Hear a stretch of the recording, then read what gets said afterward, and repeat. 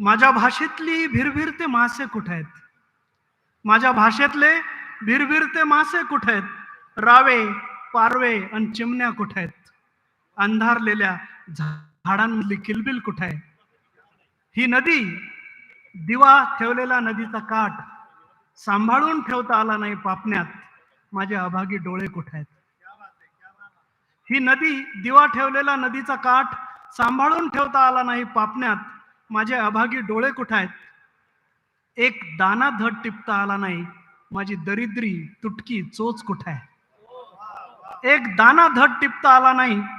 माझी दरिद्री तुटकी चोच कुठे आहे? हा अपराध मागे टाकीन, हा अपराध मागे टाकीन. तुटलेला पंख घेऊन मी या भाषेत फडफडत राहीन. हा अपराध मागे टाकीन. तुटलेला पंख घेऊन मी या भाषेत फडफडत राहीन. मी कोलटकरच्या भिजक्या वहीवरचं कासव कवेत घेईन. मी कोलटकरच्या भिजक्या वहीवरचं कासव कवेत घेईन.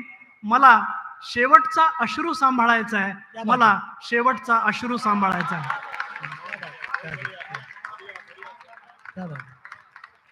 हृदयाला हात घालणारी आणि काळजात कालवा कालव करणारी कविता नांदेडकरांनी या मैफिलीत आपल्यासमोर ठेवलेली आहे. या कवी संमेलनाचे ते अध्यक्ष का आहेत याचं उत्तर त्यांच्या कवितेत लपलेलं आहे. कवितेची इतकी अनवट शैली त्यांच्या कवितेने अंगीकारलेली आहे आणि दुःखाची भाषा ती बोलते. मित्रांनो, यानंतर कवी संमेलनामध्ये डॉक्टर माधवी गोरे मुठाळ या तरुण कवयित्रीला मी आपल्यासमोर सादर करणार आहे. त्यांचं झालंय हो हो ओके. कृपया बोलत असताना कुणी मागून येऊन बोलू नये. कृपया कुणीच बोलू नका. विमान उडालं की वैमानिकाचं लक्ष त्याच्यावर केंद्रित करू द्या सगळ्यांनी, होय की नाही? तुमच्यासाठी बोलतो, टाळ्या व्हायला पाहिजे कवींसाठी.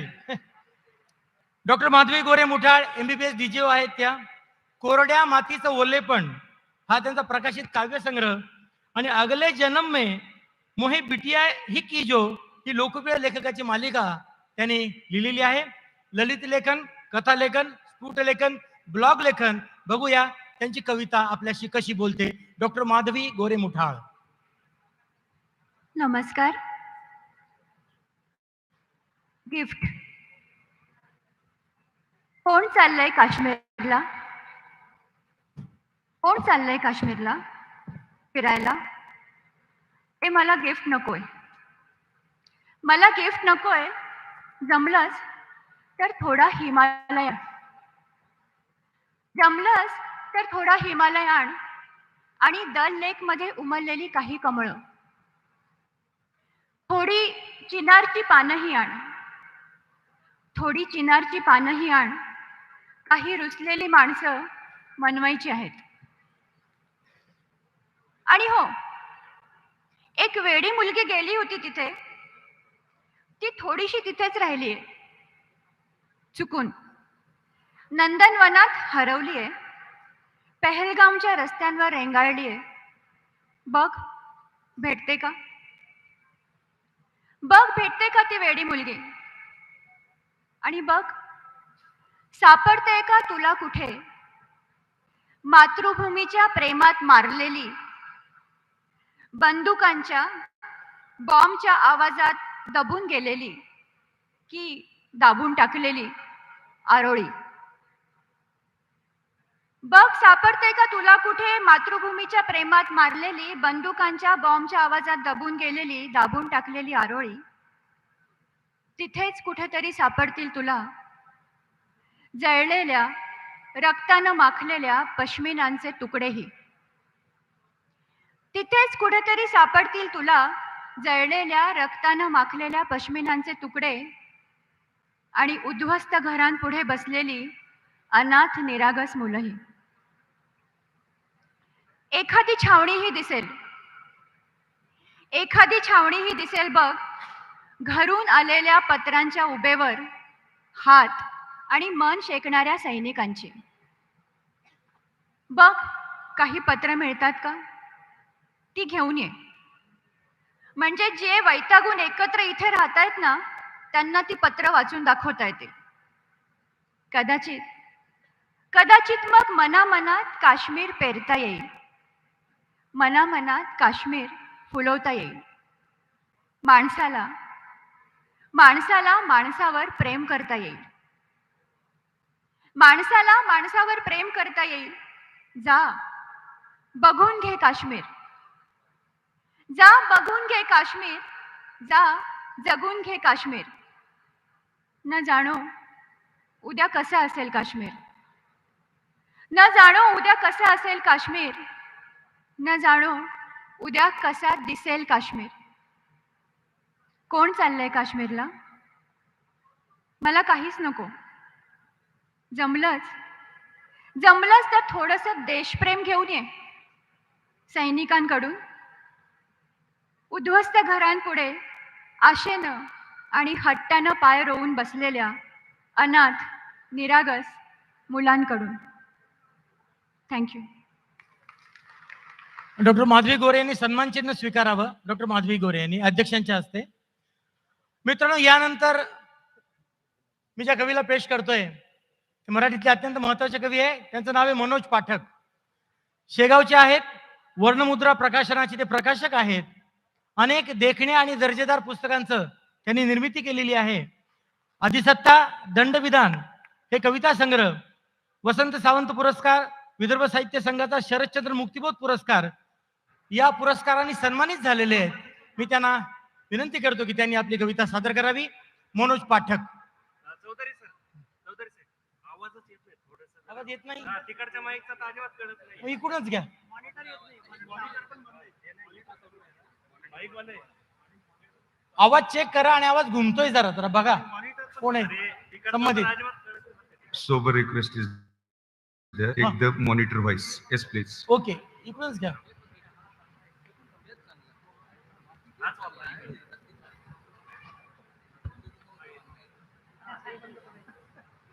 कवितेचं शीर्षक आहे भीती. ते निसंशयपणे कुत्रेच होते. प्रश्नच नाही, खरंच कुत्रे होते. भुंकायचे, चावायचे. मोठे कुत्रे आपल्याहून मोठ्या कुत्र्यांसमोर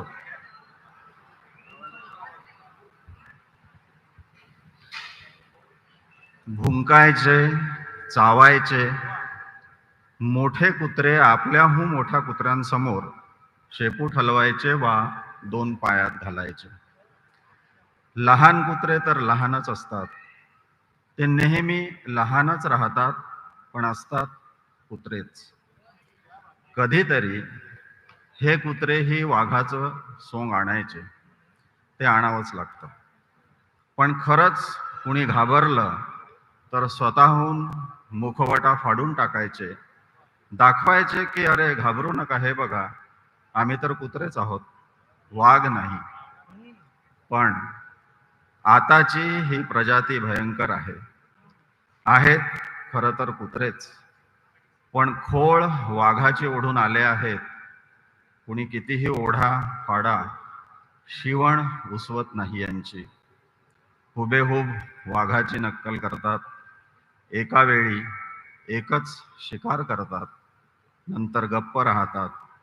आम्ही जरा विसरतो की न विसरतो, दुसरी शिकार करून टाकतात. प्रत्येक शिकारीनंतर हे आम्ही नरभक्षक आहोत बघा असे म्हणतात. विसरू नका, जणू धमकावतात. निश्चल टक लावून बसून असतात, जराही विचलित होत नाहीत. यांना ओळखणं सोपं नाही की हे कुत्रे आहेत. भीती आता केवळ इतकीच आहे की आम्ही लवकरच विसरून जाणार आहोत यांचं खरं स्वरूप, आणि ह्यांनाच खरोखरीचे वाघ समजायला लागणार आहोत. त्यांनी सन्मान चिन्ह स्वीकारावं. मनोज पाठक यांनी सन्मान चिन्ह स्वीकारावं अध्यक्षांच्या हस्ते.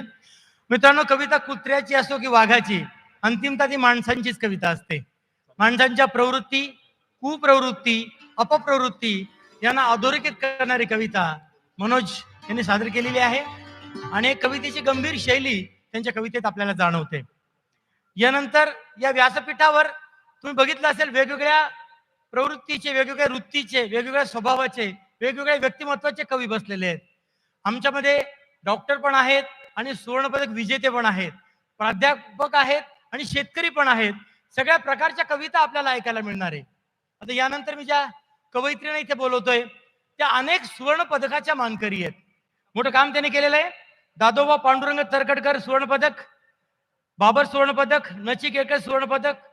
किती मोठी यादी आहे सुवर्णपदकांची. अशी सुवर्णपदकं मिळणारी आणि सोन्याची कविता लिहिणारी कवयित्री की ज्यांचा is it in your DNA असा कविता संग्रह प्रकाशित आहे, मीनाक्षी पाटील या कवयित्रींना, त्या मुंबईहून आलेल्या आहेत. मी विनंती करतो की मीनाक्षी पाटील मॅडम यांनी व्यासपीठावर यावं. साहित्य अकादमीतर्फे काव्य वाचनात त्यांचा सहभाग झालेला आहे आणि त्या सचिव आहेत महाराष्ट्र राज्य साहित्य संस्कृती मंडळाच्या मीनाक्षी पाटील मॅडम. टाळ्यांच्या गजरामध्ये काय हरकत आहे स्वागत करायला.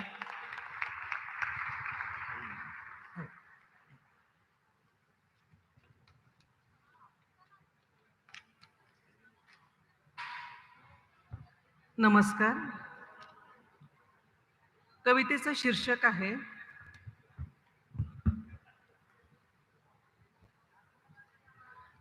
शीर्षक आहे म्युझियम पाहायला गेलेली ती. म्युझियम पाहायला गेलेली ती परत आलीच नाही. म्युझियम पाहायला गेलेली ती परत आलीच नाही. जी परत आली ती नव्हतीच. ओह, जी परत आली ती नव्हतीच. सर्व वृत्तपत्रातून झळकतोय तिचा फोटो मिसिंग कॉलम मध्ये. असशील तिथून निघून ये, तुला कुणीही रागवणार नाही. आई, बाबा, नवरा, मुलं खूप खूप वाट पाहताय. शोधून देणाऱ्याला 1,00,000 रुपये बक्षीस वगैरे वगैरे. तिच्याच फोटोवर दिसतोय एक श्रद्धांजलीचा फोटो आणि खाली वाढदिवसाच्या शुभेच्छा देणारा दुसरा. तिन्ही चेहरे सुहास्य करणारे, हळूहळू ब्लर होत जाणारे, सारखेच दिसणारे, आरशात पाहिल्यासारखे माझेच वाटणारे.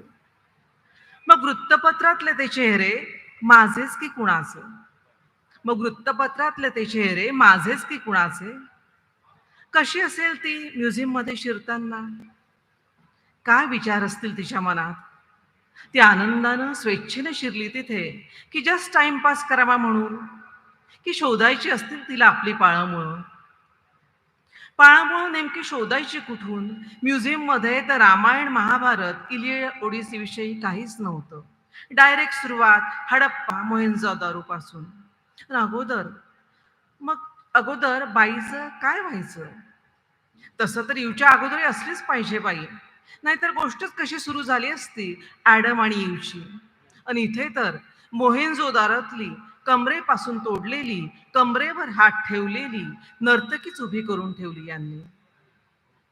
कशावरून तिला यांनी ठरवलं असेल नर्तकी? तिनं म्युझियम पूर्ण पाहिलं की अपूर्ण हे तिलाच माहीत असणार. तिलाच माहिती असणार. शेवटची दिसली म्हणे कुणाला पारिजातकाच्या झाडाकडे जाताना, तर कुणाला पारिजातकाची फुलं ज्या फुटपाथवर पडत होती तिथं. पारिजातकाचं झाड कुंपणाच्या आत आणि पारिजातकांचा सडा मात्र फुटपाथवर. म्हणजे म्युझियम न पाहता ती फुटपाथवरची फुलं वेचत होती की काय? झाड म्युझियमच्या अंगणात होतं की बाहेर, की झाडच होतं तिच्या मनातलं? झाड म्युझियमच्या अंगणात होतं की बाहेर, की झाडच होतं तिच्या मनातलं? मनातल्या मनात झाड येतं बहरून, झुलत राहतं इंद्रधनुष्यावर ऊर्ध्वमूलम अधशाखा बनून. झाडाजवळून वाहते पण नदी कुठेच न संपण्याच्या इराद्यानं. पानं फुलं सारे किलबिलत असतात. समजत असते सगळ्यांना एकमेकांची भाषा. आणि अचानक बदलते फ्रेम. भाषेचा वाढत जातो कोलाहल. समजत नाही तिला म्युझियमच्या तिकीट चेकरची भाषा. कळत नाही तिला स्वतःलाच पाहायला का लागतं तिकीट. मनातल्या मनात बहरून येणारं झाड अचानक जातं सुकून म्युझियमच्या अंगणात. मनातल्या मनात बहरून येणारं झाड अचानक जातं सुकून म्युझियमच्या अंगणात. पसरून जातो थंड येलो ऑकर, पसरून जातो थंड येलो ऑकर सर्व अस्तित्वावर. म्युझियम पाहायला गेलेली ती परत आलीच नाही. जी परत आली ती ती नव्हतीच. जी परत आली ती वा वा नव्हतीच. वा, धन्यवाद. वा, वा, वा. खूप छान कविता तुम्ही रिसीव्ह करताय मित्रांनो. गंभीर कविताही ज्या पद्धतीने तुम्ही ऐकताय हे कवी संमेलन निश्चित अविस्मरणीय होणार आहे. मीनाक्षी पाटील यांच्या कविता ऐकत असताना मला संजीवनी खोजे या अहमदनगरच्या कवयित्रीच्या 2 ओळी आठवल्या. कविता कशी तुमचा ताबा घेते. 1-1.5-2 ओळीमध्ये कविता कशा पद्धतीनं तुम्हाला तुमचं मन हे जिंकून घेते हे सांगणाऱ्या 2 ओळी आहे. ऐकताय ना सगळे? ओळी अशा आहे. संजीवनी म्हणते, फुलण्याचं वेड इतकं अनावर असतं, फुलण्याचं वेड इतकं अनावर असतं की कळ्या झाडावरून तोडल्या तरी फुलल्याशिवाय राहत नाही. कळ्या झाडावरून तोडल्या तरी फुलल्याशिवाय राहत नाही.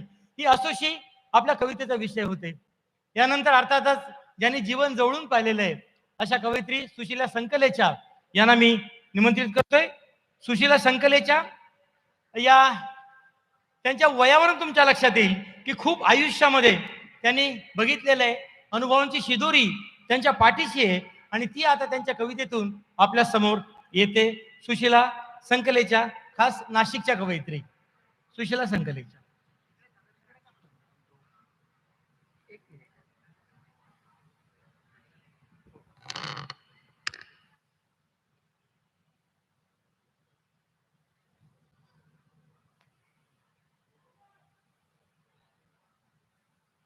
नमस्कार. माझ्या कवितेचं शीर्षक आहे पुन्हा पुन्हा. कोसळायला आभाळ सज्जते पुन्हा पुन्हा. कोसळायला आभाळ सज्जते पुन्हा पुन्हा. पेलते आभाळती नव्याने पुन्हा पुन्हा. पेलते आभाळती नव्याने पुन्हा पुन्हा. होशील उन्मत्त किती आभाळासती विचारते. उखडले मला जरी रुजणार मी पुन्हा पुन्हा. उखडले मला जरी रुजणार मी पुन्हा पुन्हा. कोसळायला आभाळ सज्जते पुन्हा पुन्हा. पेलते आभाळती नव्याने पुन्हा पुन्हा. खेळ तू कितीही खेळ हरणार तूच सांगते. तुझाच खेळ खेळणे करणार मी पुन्हा पुन्हा. तुझाच खेळ खेळणे करणार मी पुन्हा पुन्हा. कोसळायला आभाळ सज्जते पुन्हा पुन्हा. पेलते आभाळती नव्याने पुन्हा पुन्हा. लाव बोली माझी तू फासे मीच टाकणार. कदापि न होणार मी द्रौपदी पुन्हा पुन्हा. कदापि न होणार मी द्रौपदी पुन्हा पुन्हा. कोसळायला आभाळ सज्जते पुन्हा पुन्हा. पेलते आभाळती नव्याने पुन्हा पुन्हा. स्त्री जन्म असला जरी वरदान सहन शक्तीचे. झुकणार नामी मोडणार करवार तू पुन्हा पुन्हा. झुकणार नामी मोडणार करवार तू पुन्हा पुन्हा. कोसळायला आभाळ सज्जते पुन्हा पुन्हा पेलते आभाळती नव्याने पुन्हा पुन्हा युगायुगातला दंभ तुझा करणार भस्म मी आता नवी पहाट नवे क्षितिज ओलांडणार उंबराता नवी पहाट नवे क्षितिज ओलांडणार उंबराता ओलांडणार उंबराता धन्यवाद मराठीला गीतांची मोठी परंपरा आहे मित्रांनो. शांता शेळके, सुरेश भट, नादो महानोर अनेकांनी गाणी लिहिली आणि आपलं आयुष्य समृद्ध केलेलं आहे. त्या गाण्यांची आठवण अशा कवी संमेलनात येते आणि असं गाऊन एखादी कविता झाली की आपण त्या गाण्यावर नकळत डोलायला लागतो. यानंतर असाच एक गोड कवी मी तुमच्या समोर घेऊन येणार आहे. त्याच्या ओळी अशा आहेत. आहे तुझ्या घराचा रस्ता जरी फुलांचा, आहे तुझ्या घराचा रस्ता जरी फुलांचा, मी पाय टाकताना काटा ऋतून गेला, मी पाय टाकताना काटा ऋतून गेला. विष्णू सोळंकी, अमरावती. काटा ऋतून गेला, चंद्र अमृताचा, आक्रोश आसवांचा, देखणे हे दुःख माझे, हे कविता संग्रह प्रकाशित आणि अमरावती विद्यापीठात त्यांच्या कवितांचा समावेश आहे. विष्णू सोळंके. टाळ्यांच्या गजरामध्ये कवींचं स्वागत करूया. तरुण रोमॅन्टिक कवी आपल्या समोर येत आहेत. आहे तुझ्या घराचा रस्ता जरी फुलांचा. क्या बात आहे. या देशातील सैनिकांना एक मानाचा मुजरा म्हणून कविता आहे वंदे मातरम. सीमेवरती देत पहारा, सीमेवरती देत पहारा, वंदे मातरम म्हणतो मी, जीवास माझ्या करुण अर्पण, वंदे मातरम म्हणतो मी, वंदे मातरम म्हणतो मी, वंदे मातरम म्हणतो मी. जात धर्म ना पंथ आम्हाला, जपतो केवळ मानवता, रक्षण करणे या देशाचे हीच माझी संहिता, रक्षण करणे या देशाचे हीच माझी संहिता. भारत माता माय माझी, भारत माता माय माझी, वंदन तिलाच करतो मी, जीवास माझ्या करुण अर्पण, वंदे मातरम म्हणतो मी, वंदे मातरम म्हणतो मी, वंदे मातरम म्हणतो मी. ऊन वारा पाऊस सारा मजला फिकीर नाही, ऊन वारा पाऊस सारा मजला फिकीर नाही, कोसळणाऱ्या त्या बर्फाची मजला परवा नाही, कोसळणाऱ्या त्या बर्फाची मजला परवा नाही. तळहातावर घेऊन मृत्यू, तळहातावर घेऊन मृत्यू, सैनिक आहे लढतो मी, जीवास माझ्या करुण अर्पण, वंदे मातरम म्हणतो मी, वंदे मातरम म्हणतो मी, वंदे मातरम म्हणतो मी. बलिदानाची परंपरा सैनिक जपतो निष्ठेने, बलिदानाची परंपरा सैनिक जपतो निष्ठेने. प्रणाम साऱ्या शहीद वीरांना, लढतो सारे जोमाने, लढतो सारे जोमाने. देव आहे देश माझा, देव आहे देश माझा, तिरंग्याला पूजतो मी, जीवास माझ्या करुण अर्पण, वंदे मातरम म्हणतो मी, वंदे मातरम म्हणतो मी, वंदे मातरम म्हणतो मी. लाल लाल लाल लाल.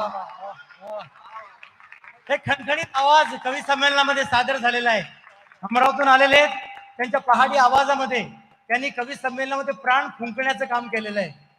अतिशय सुंदर रचना आणि तितकीच ताकदीची पेशकश विष्णू सोळंकींची ही खासियत आहे मित्रांनो. या संमेलनामध्ये उत्तरोत्तर, कारण तुम्हाला माहिती आहे मी जे महत्वाचे कोहिनूर कवी आहेत ते हळूहळू एक एक बाहेर काढणार आहे. तुम्ही मला शब्द दिलाय या कवी संमेलनाच्या शेवटच्या कवीपर्यंत तुम्ही बसणार आहात आणि आमच्या उत्तम रचना देण्याची कमिटमेंट शब्द आम्ही तुम्हाला देतोय मित्रांनो. मी तुम्हाला म्हणणार नाही टाळ्या वाजवा, मी म्हणणार नाही दाद द्या. याचं कारण असं म्हणतात की सांगून येते ती याद नाही, सांगून येते ती याद नाही आणि मागून मिळते ती दाद नाही. दाद अशी उत्स्फूर्त आली पाहिजे. प्रभू म्हणायचे ना, दाद द्या आणि शुद्ध व्हा, ही निकामी आद्यता का. तर दाद दिली की आपल्याला बरं वाटतं आणि समोरच्याला बरं वाटतं. हे संमेलन अविस्मरणीय करणं हे आमच्या आणि तुमच्या दोघांच्या हातामध्ये. बघा, हळूहळू मजा येणाऱ्या संमेलनामध्ये कारण ताकदीचे कवी त्यांची कविता घेऊन वाट बघतायत तुमच्यासाठी. प्रत्येकाची लढाई वेगळी असते. आता एका आगळ्या वेगळ्या कवीला मी पेश करणार आहे. आज जागतिक अपंग दिन आहे आणि त्यांना जन्माने ते दिव्यांग आहेत, अंध आहेत. अकोल्याहून आलेले आहेत गजानन मानकर. गजानन मानकर यांना व्यासपीठावर घेऊन यावं. अकोल्याहून आलेले गजानन मानकर, तुमच्या कवितेसाठी आम्ही उत्सुक होतो ऐकायला. तुमच्या स्वागतासाठी एक छोटी रचना मी सादर करणार आहे. मानकर सर, तुमच्या स्वागतासाठी एक रचना सादर करणार आहे. करा करा. एका व्याकुळ संध्याकाळी पुसट होत होत्या लाटांच्या ओळी. एका व्याकुळ संध्याकाळी पुसट होत होत्या लाटांच्या ओळी, विस्कटत होती दिवसाची रांगोळी. निघालेला सूर्य थबकला, निघालेला सूर्य थबकला, सांगावे आतले दुःख मित्राला. तसं खांद्यावर हात ठेवून म्हणाला की पसरतात रे पृथ्वीवर सर्वदूर माझे हात. सूर्य म्हणतोय की पसरतात रे पृथ्वीवर सर्वदूर माझे हात, पण अंधाच्या डोळ्यातून मला अजून जाता आले नाही आत. पण अंधाच्या डोळ्यातून मला अजून जाता आले नाही आत. गजानन मानकर. अंधांचे डोळे मनाचे असतात. निसर्गातील चित्र, अवकाळी पावसाचं झालेलं शेतकऱ्याचं नुकसान मी माझ्या कवितेतून एक आपल्याला व्यक्त करण्याचा प्रयत्न करताय. बघा, शेतकरी राजा तुझी दशा आहे केविलवाणी, हळहळ तेरे मन डोळ्यामध्ये येते पाणी.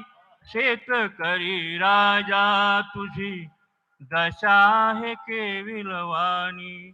निसर्गाचा कोप झाला, गावामध्ये पुराला, जमविला दाना दुना, पुरा संग वाहून गेला. संसार उघड्यावर पडला हो, संसार उघड्यावर पडला, पसरतो हात दोन्ही.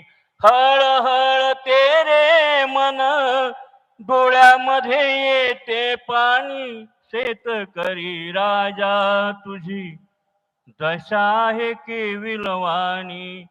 गाय वासरानी होता गोठा तुझा भरलेला, काही नाही उरलं हाती, गाव भुईसपाट झाला.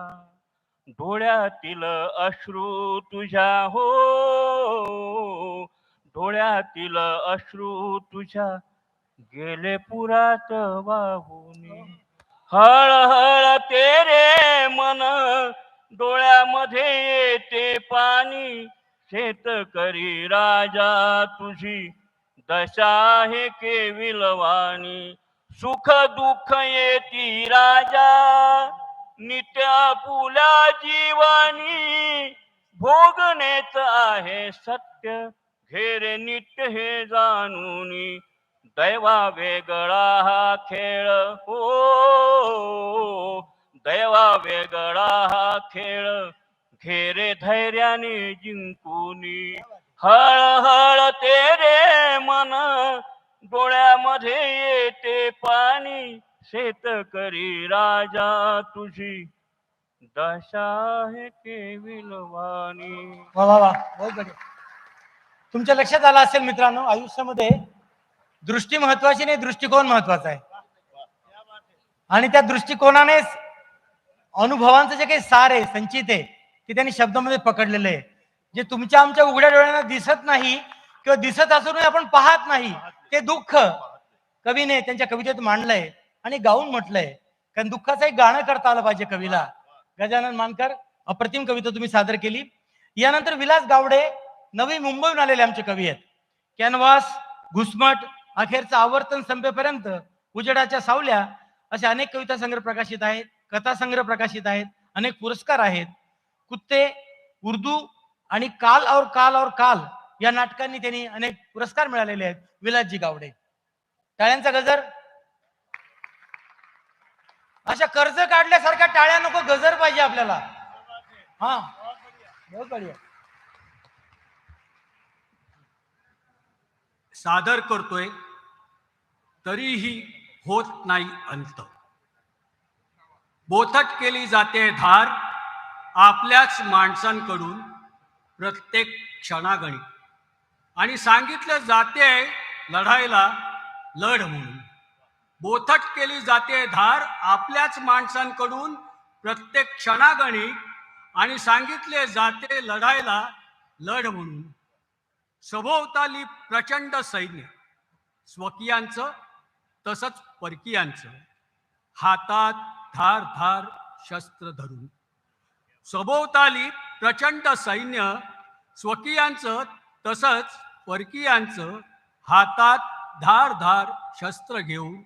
अशा वेळेला सांगतोस तू, अशा वेळेला सांगतोस तू, भिवू नकोस मी तुझ्या पाठीशी आहे. भिवू नकोस मी तुझ्या पाठीशी आहे. कशासाठी?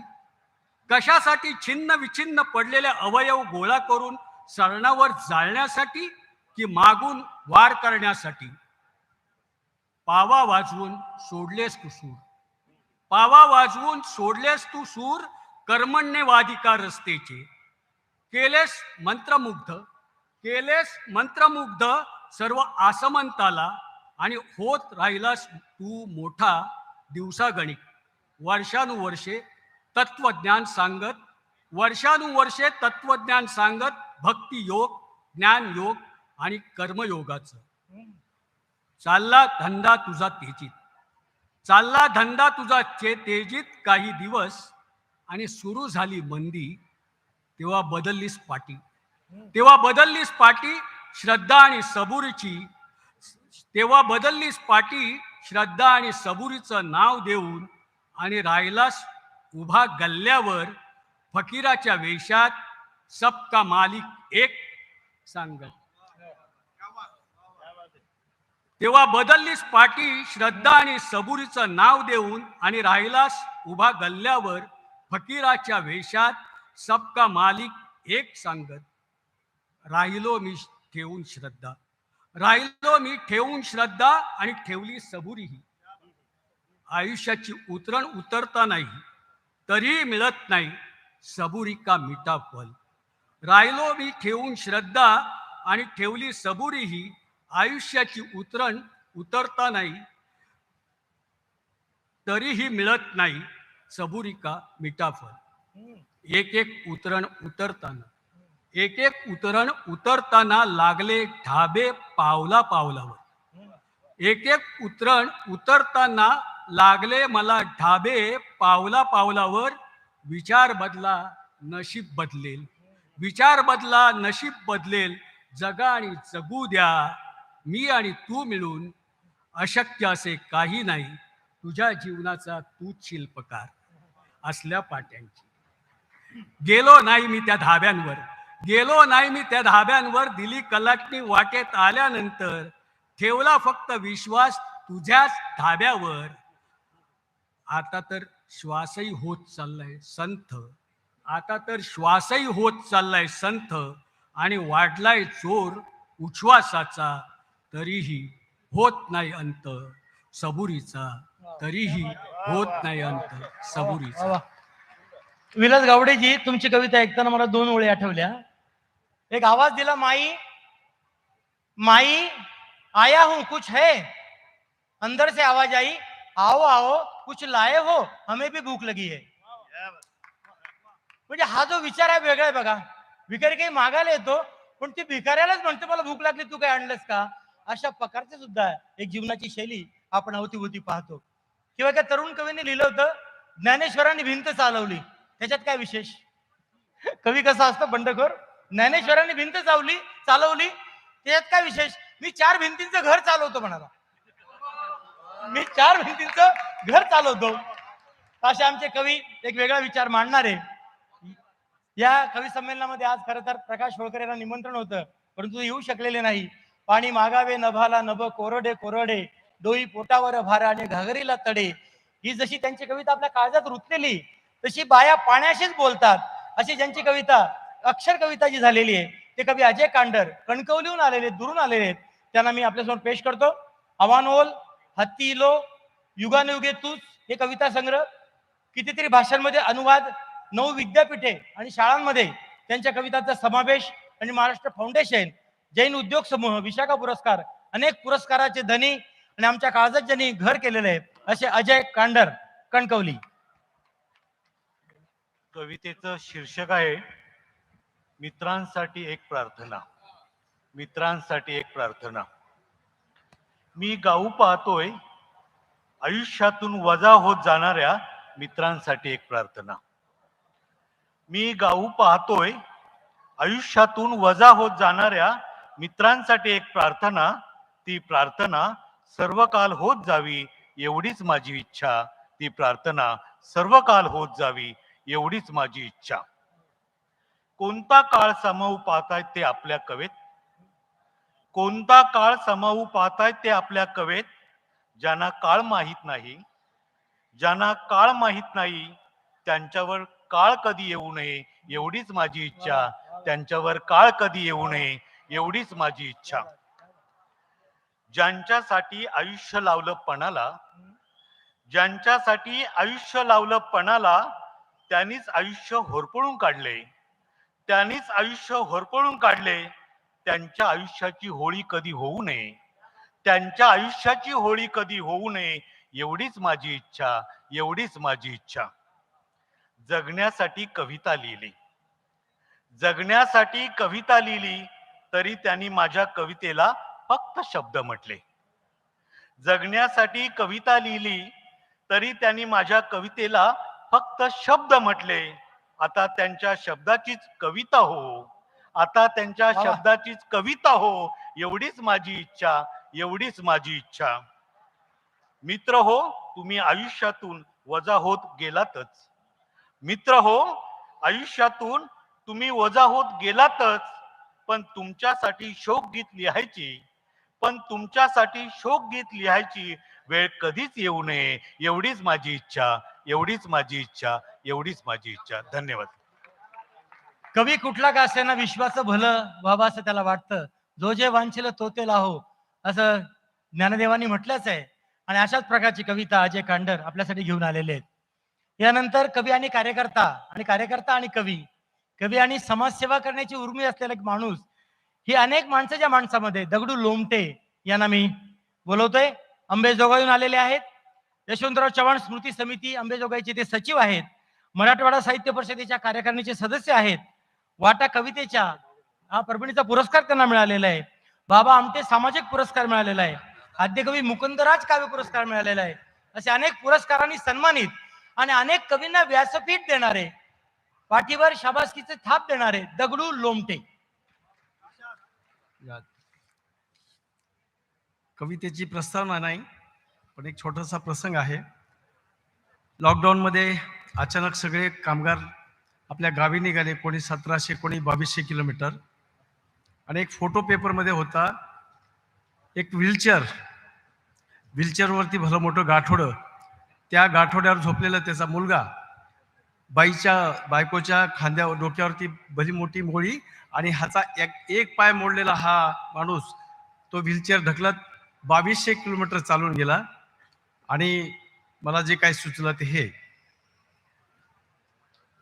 हे चकचकीत रस्ते खायला उठलेत. हे चकचकीत रस्ते खायला उठलेत. वर ऊन तळपते चटके देत. डोकं तापलंय, मेंदू सडतोय आत. संसार छोटाच आहे, कवेत मावेल एवढा, पण घर दूर, फार दूर, फार दूर आहे. पोरग रडून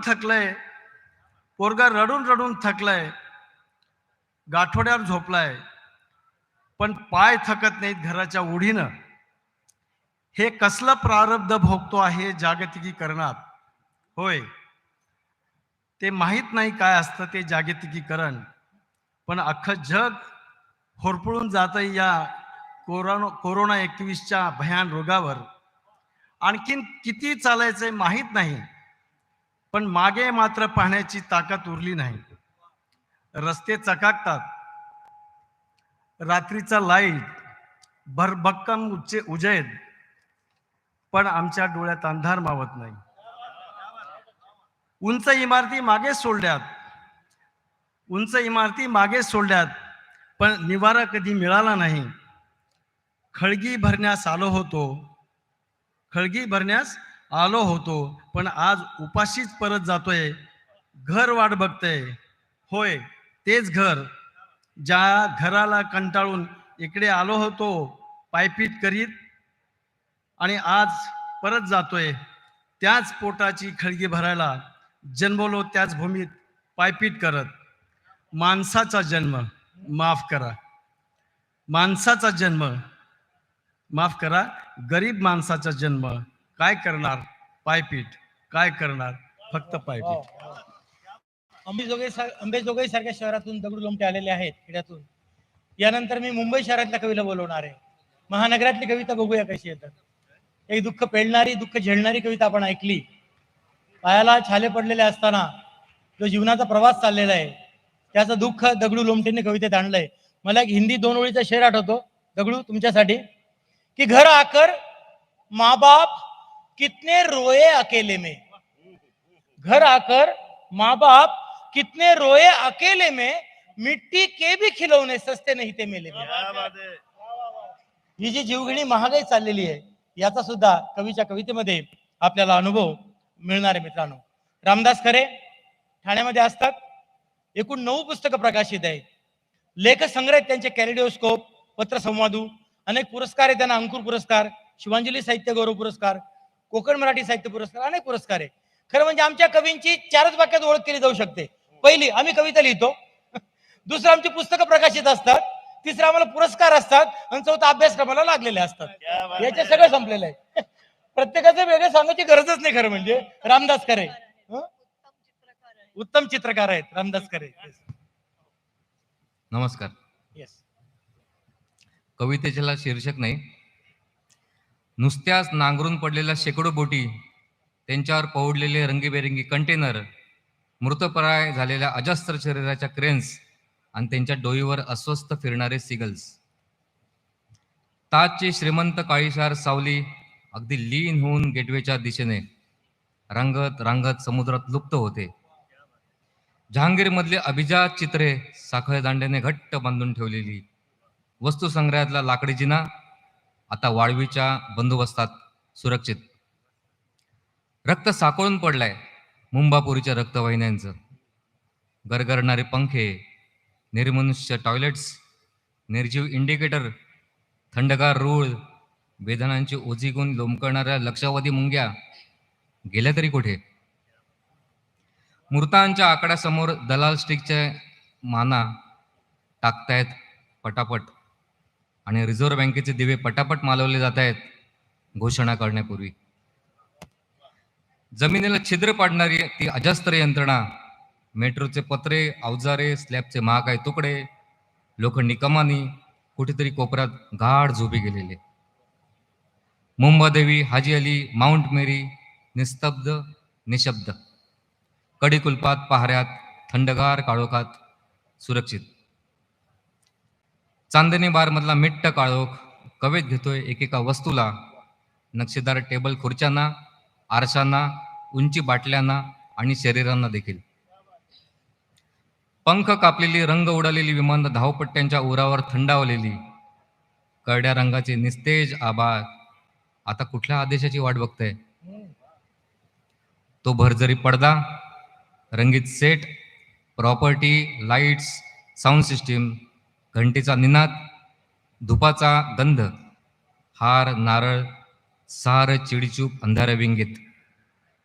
समोरील प्रेक्षकांच्या लाल भडक खुर्च्या दीर्घ जांभई देठ वाट बघतायत शापित महानगरीच्या महानाट्याची, शापित महानगरीच्या महानाट्याची.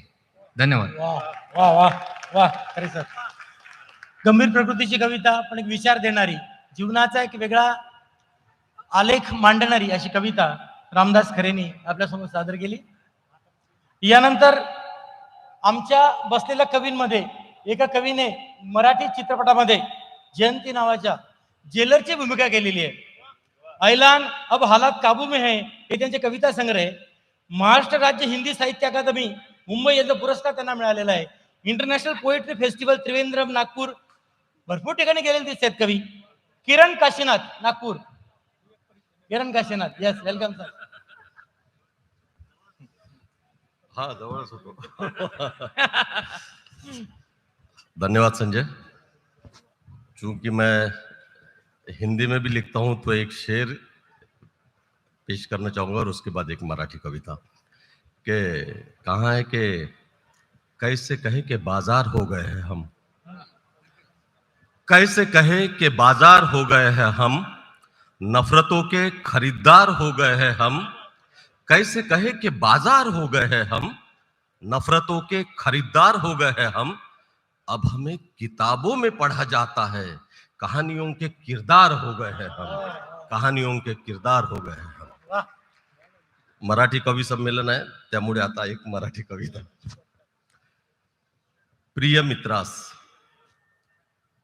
अचानक घडलेल्या अपघातामुळे होऊ नये निराश. अचानक घडलेल्या अपघातामुळे होऊ नये निराश. त्यांच्याकडेही एकदा बघावे जे मृत्यूच्या दारात हसत उभे आहेत. अचानक घडलेल्या अपघातामुळे होऊ नये निराश. त्यांच्याकडेही एकदा बघावे जे मृत्यूच्या दारात हसत उभे आहेत. मृत्यू तसा जवळच असतो उभा क्षणांची वाट बघत. मृत्यू तसा जवळच असतो उभा क्षणांची वाट बघत. आलास तर घ्यावे ओंजळीत पवित्र पाण्यासारखे, प्यावे तृप्त होईपर्यंत.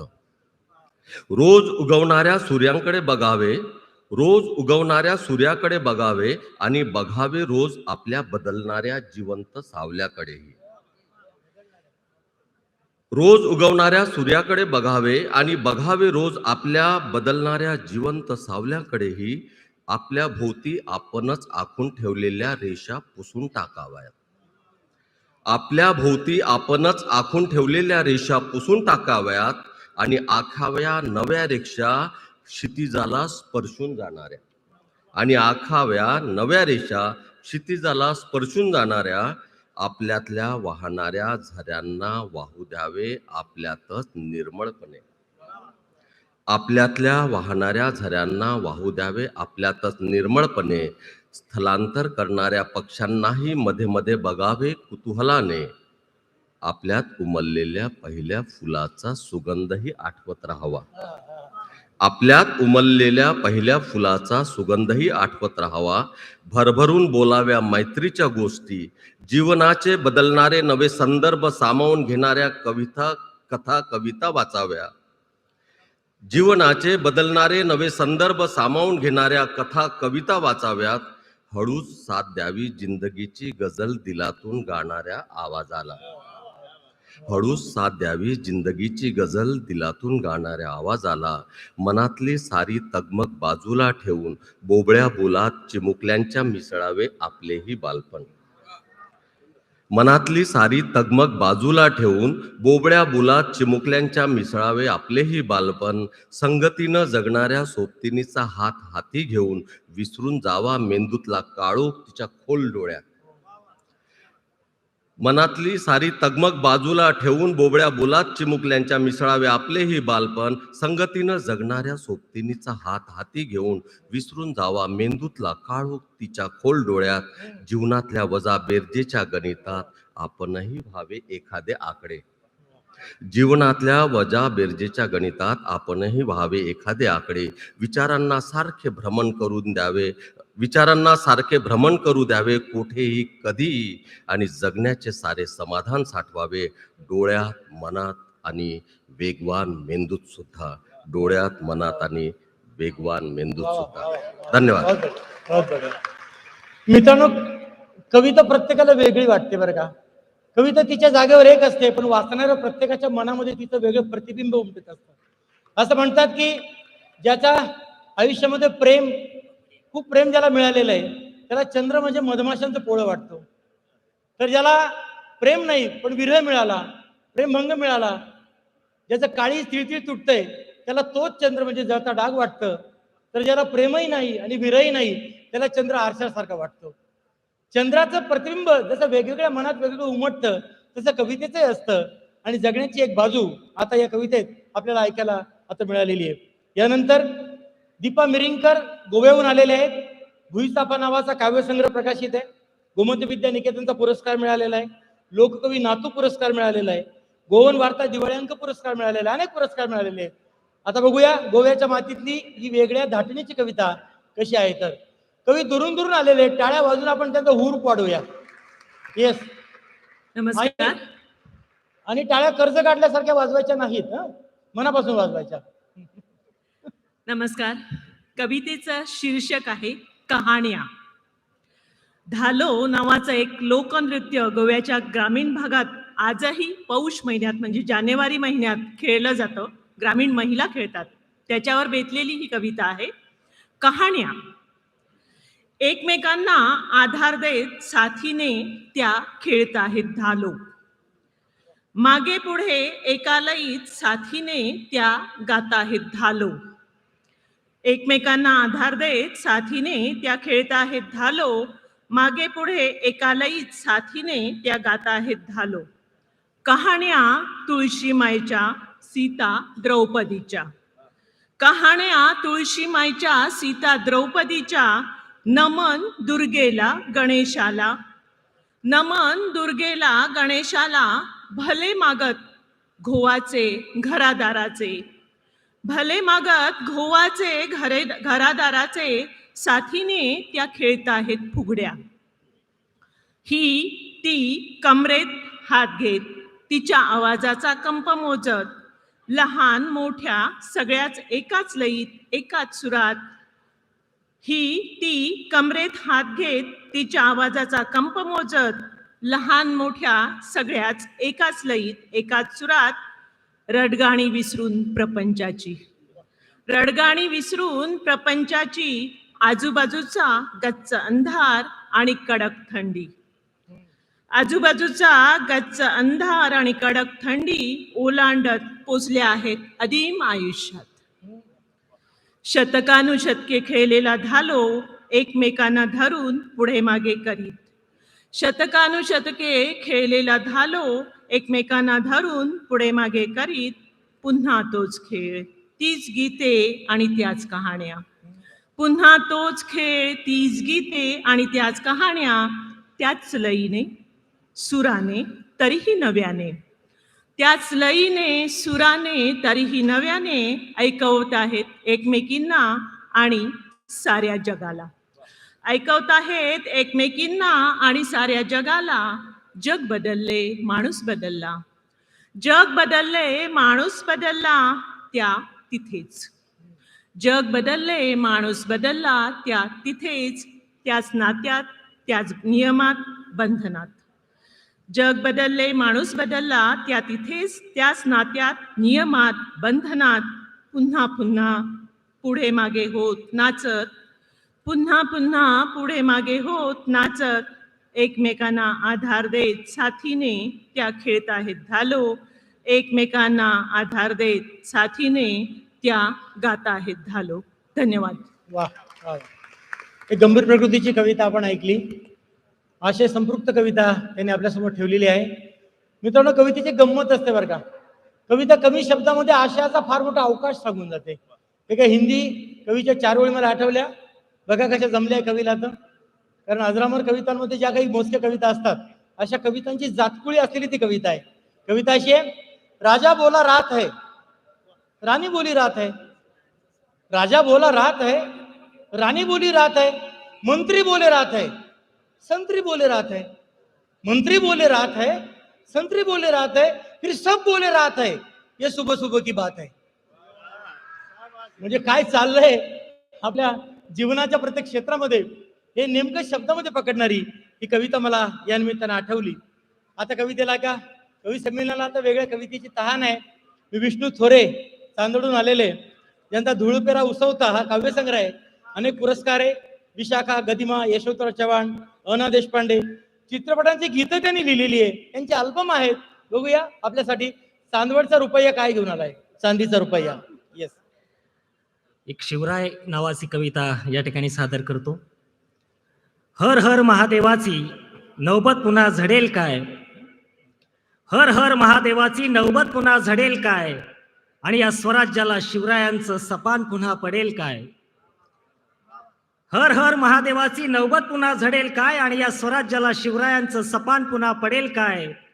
जातीवरून दंगे येते झेंड्यावरून पंगे, जातीवरून दंगे येते झेंड्यावरून पंगे, आणि आपल्यांचे चिद्ध सुरू आता आपल्या संगे.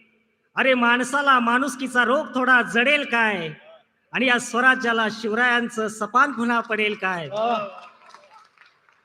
रयत साली हवाल देईल राबणारा फासावर, रयत साली हवाल देईल राबणारा फासावर, आणि मरणावर टपलेले दलाल इथे वासावर.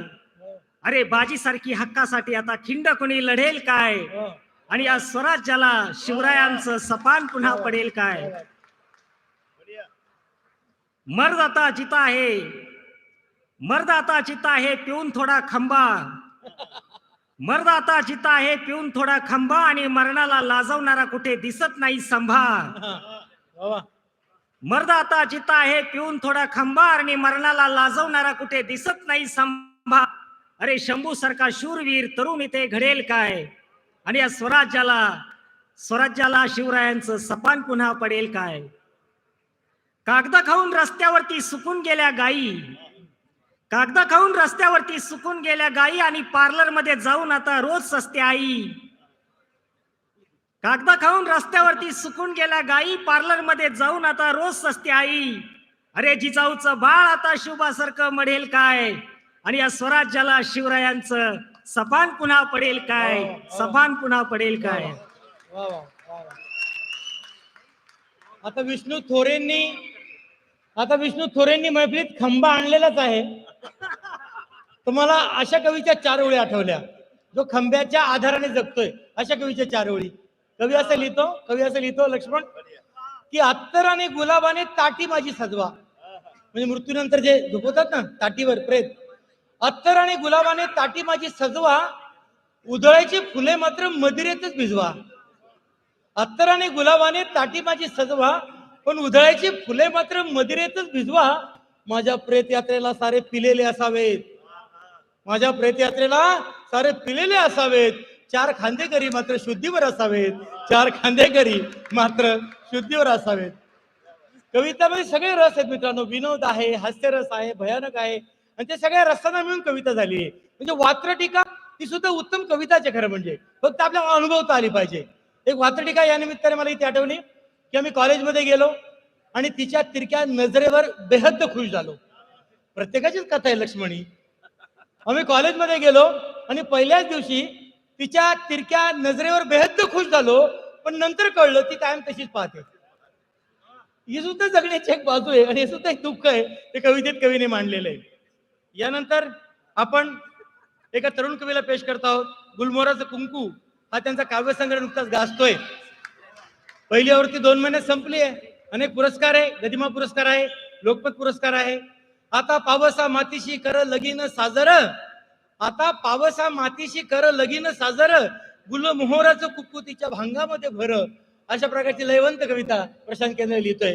प्रशांत केंद्रे. नमस्कार. कविता ठेवतोय बाप लेकीची कहाणी.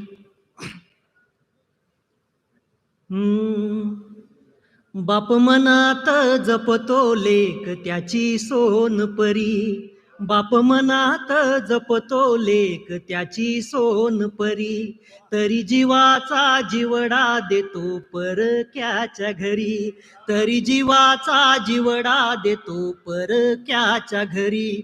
फुलपाखराच्या परी तिला बागडता ठेवी, फुलपाखराच्या परी तिला बागडता ठेवी. बाप पूजतो लेकीला तिला मानताना देवी, लेक काळीज बापाचे काळजाची प्रेरणा, लेक काळीज बापाचे काळजाची प्रेरणा, तिच्या पायात शोधतो बाप लक्ष्मीच्या खुणा, बाप फाटतो तुटतो, बाप कर्जात बुडतो, बाप फाटतो तुटतो, बाप कर्जात बुडतो, तिला जोडीदार शोधी जीवा पाड जपणारा, तिच्या सुखासाठी तोही येड्या परी खपणारा,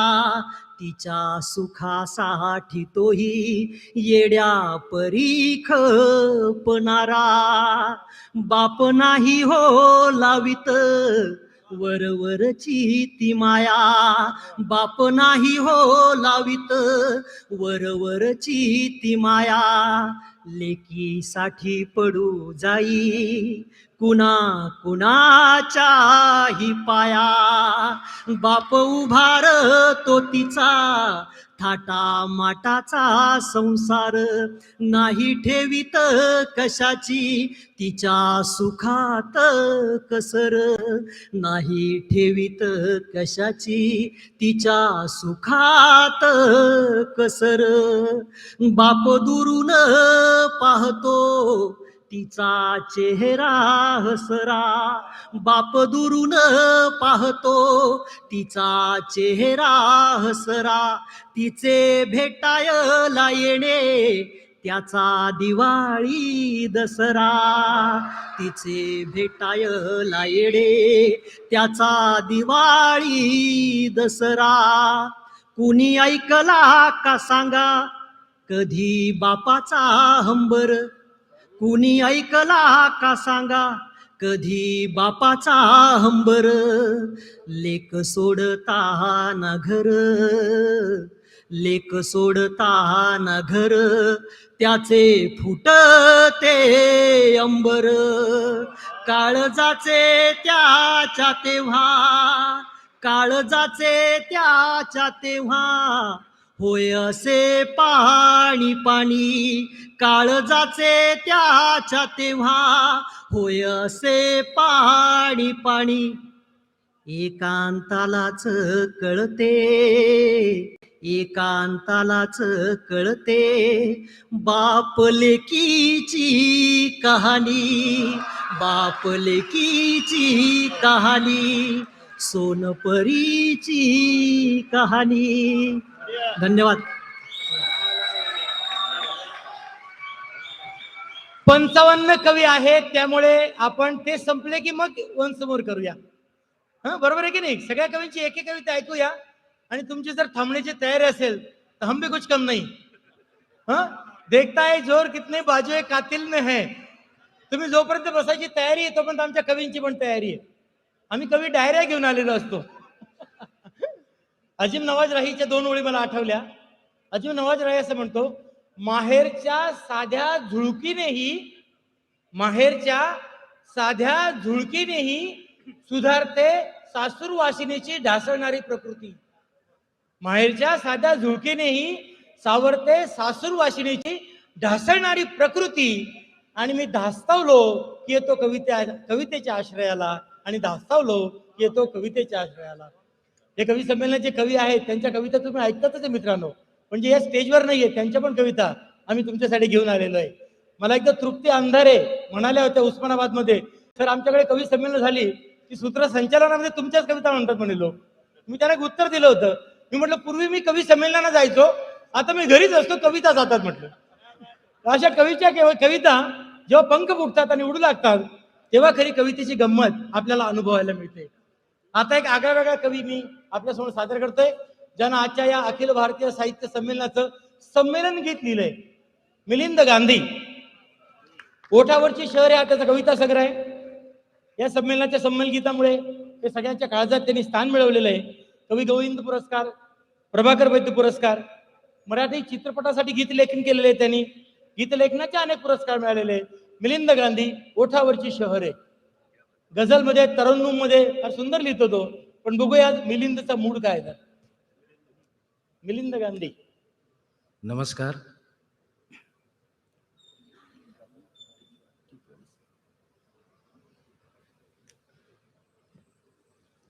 एक मिनिट हं. जरा चष्मा शोधतो.